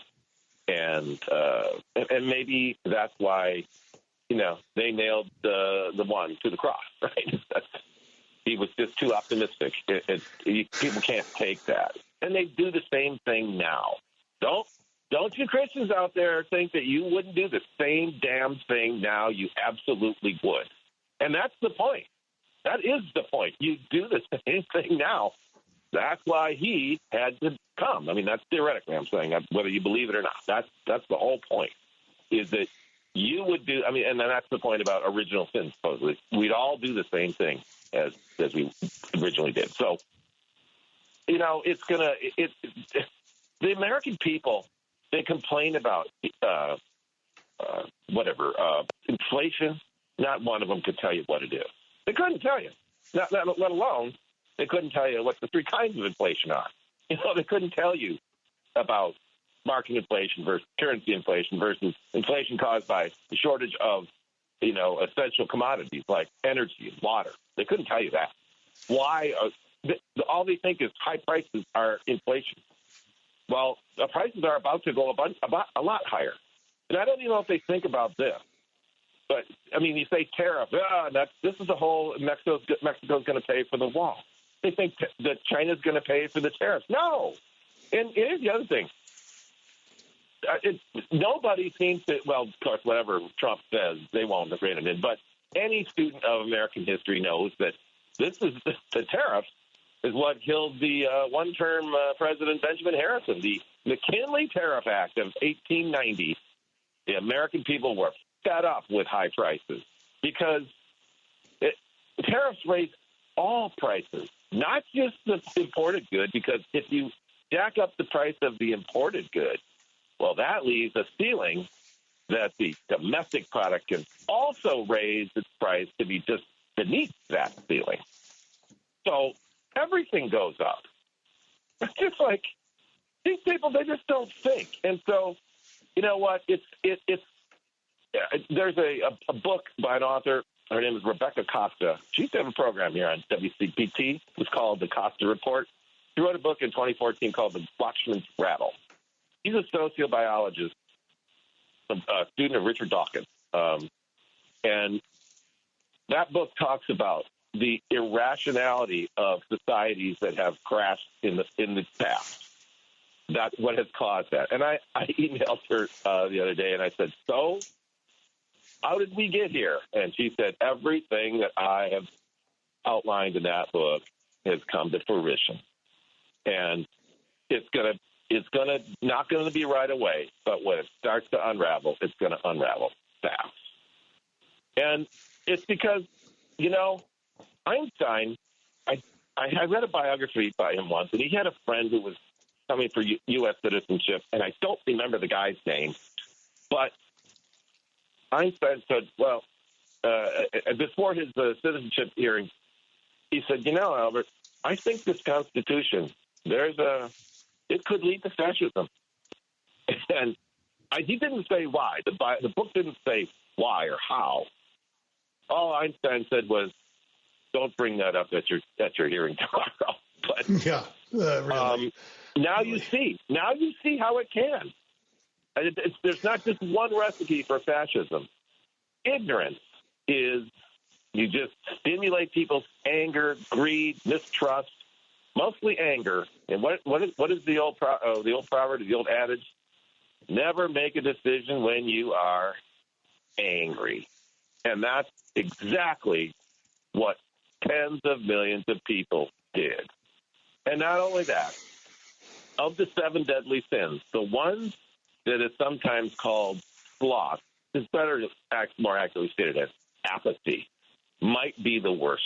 People who didn't vote, who just couldn't be bothered again, they're responsible. So, yeah, people are going to get hurt. But, you don't have to be a pyromaniac to enjoy a good fire. And the setup is like exactly what Nero did. Nero started the burning of Rome, the fire, which is actually kind of a misnomer because Rome was perpetually on fire. There were always fires. He just helped make it worse so that he could blame these new cult of people, as they call them, these new Christians, for the fire. And then, of course, Nero helped go put it out. So it would look like, I'm doing all work to put out the fire that I started. And that's why then he executed the apostles, Paul and Peter, on October 13th in the year 64. This is just like irrationality. That's what it's coming down to. But in terms of deporting people, that's not going to be so easy. Do you remember the case that was in Stephen Breyer's book? I don't remember the name because I've never heard of it before. But it was where the Supreme Court ruled that some undocumented migrants who come here who had committed a crime were convicted, sentenced, and served their sentence after they got out of jail. They couldn't deport them because no countries would take them. So the Supreme Court that's going to be a problem. That's going to be a problem because the Supreme Court ruled that these criminals who had served sentence could remain free, not in custody and in the country, because there was nowhere to put them.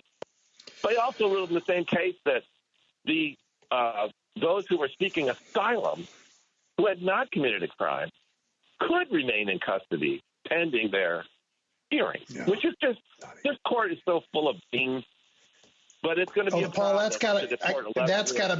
They got to move on. But I share some of those sentiments. I really do.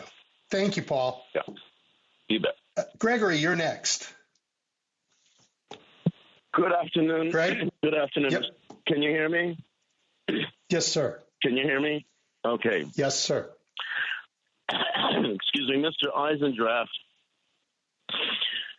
In the spirit of having to look at where we need to change our messaging and in a way where we went wrong from your guest who graduated from law school way back in 1968, I want to say that I know that people are licking their wounds, that they're defensive, frustrated, angry that we lost the election, this historic election. And so when I've called into Chicago Public Radio, I have to say that with just a remark, you can be put down and made fun of by a host. And 2 of the hosts have done that, and one of the screeners made fun of me, and the host for that show repeated it. But I was able to sustain good communication with him. And then some of the callers, 2 or 3 of the callers called and made fun of me. But let me tell you that after attending, as I've stated before, after attending the European Nuclear Disarmament Conference in March of 1983 in West Berlin, when I took a year off from college in California while living in Kamala Harris's hometown, Oakland, there's a whole perspective about this NATO expansion issue that is very disturbing to even common Americans. And this is the 3rd time we've gone through this because I was 2 years and 10 months old when the Cuban Missile Crisis took place, which I remember with my World War I grandfather, veteran, telling me to shut up so he could watch the grainy black and white TV. Greg, I love the backstory, but get to make the point.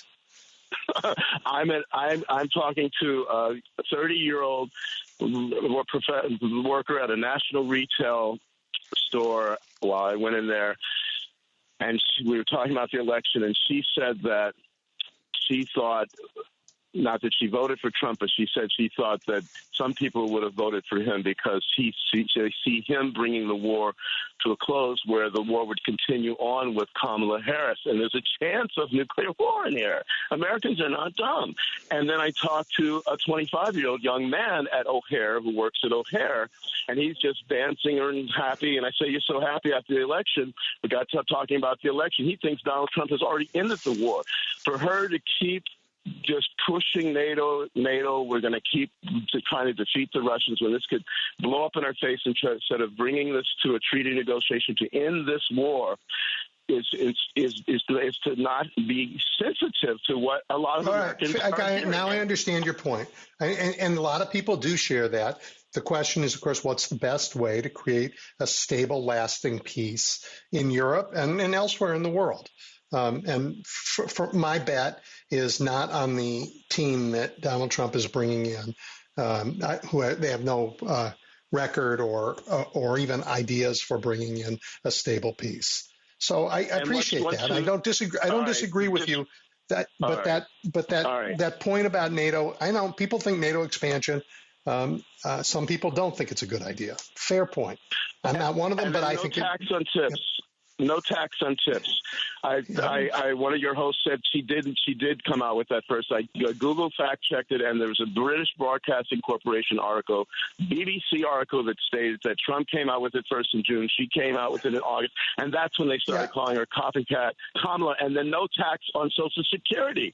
This is low-hanging fruit to get millions of people behind you, and she dropped the ball because David Axelrod said that the Democratic Party has become a smart, one point at a time, college-educated suburbanite party.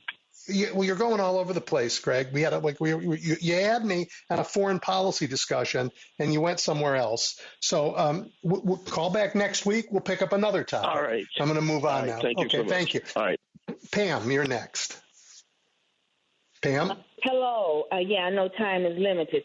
First, I'm going to say that Donald, now I'm saying the sexual abuser, the adjudicated sexual abuser, is not going to deport any white European undocumented workers. We know that that's not going to happen, so let's leave it there. But most importantly, I'm going to ask, what is the issue? Because the black voters in the Democratic Party, we got it right.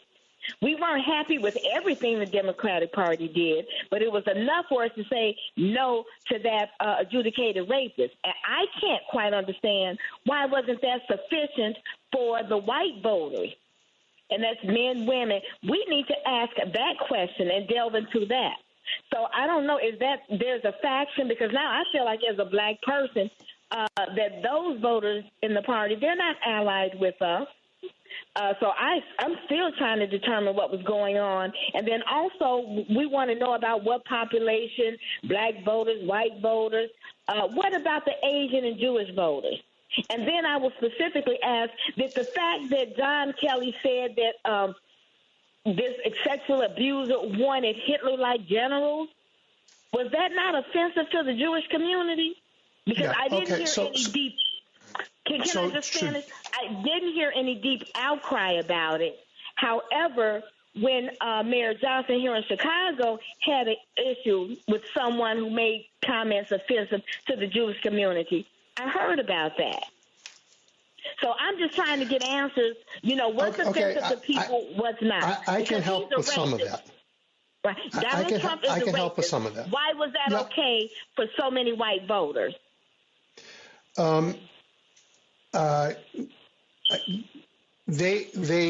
Here's what I think. First, what I'm hearing from you on top of what you actually asked, and I'm going to get to that, is the pain of how could the people that I thought were my allies let me down and let the country down like this?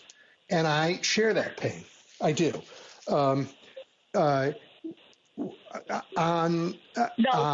to be our allies, right? That's what they claim.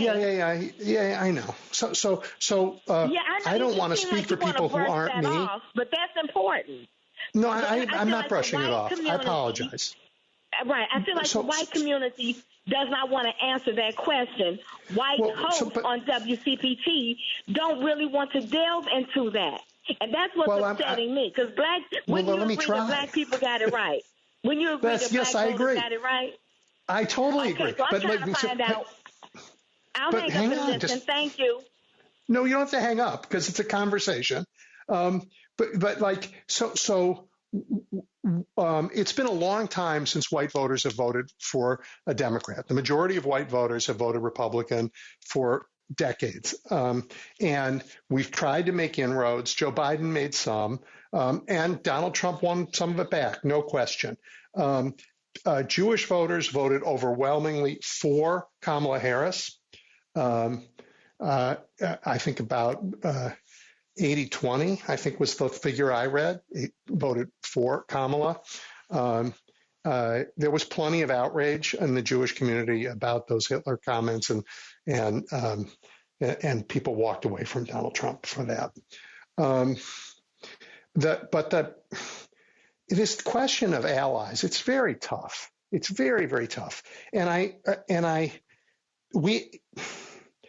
Some looking back is required, but part of what losing badly to a bad guy like Donald Trump does is it makes us distrust each other so much so that we won't work together again.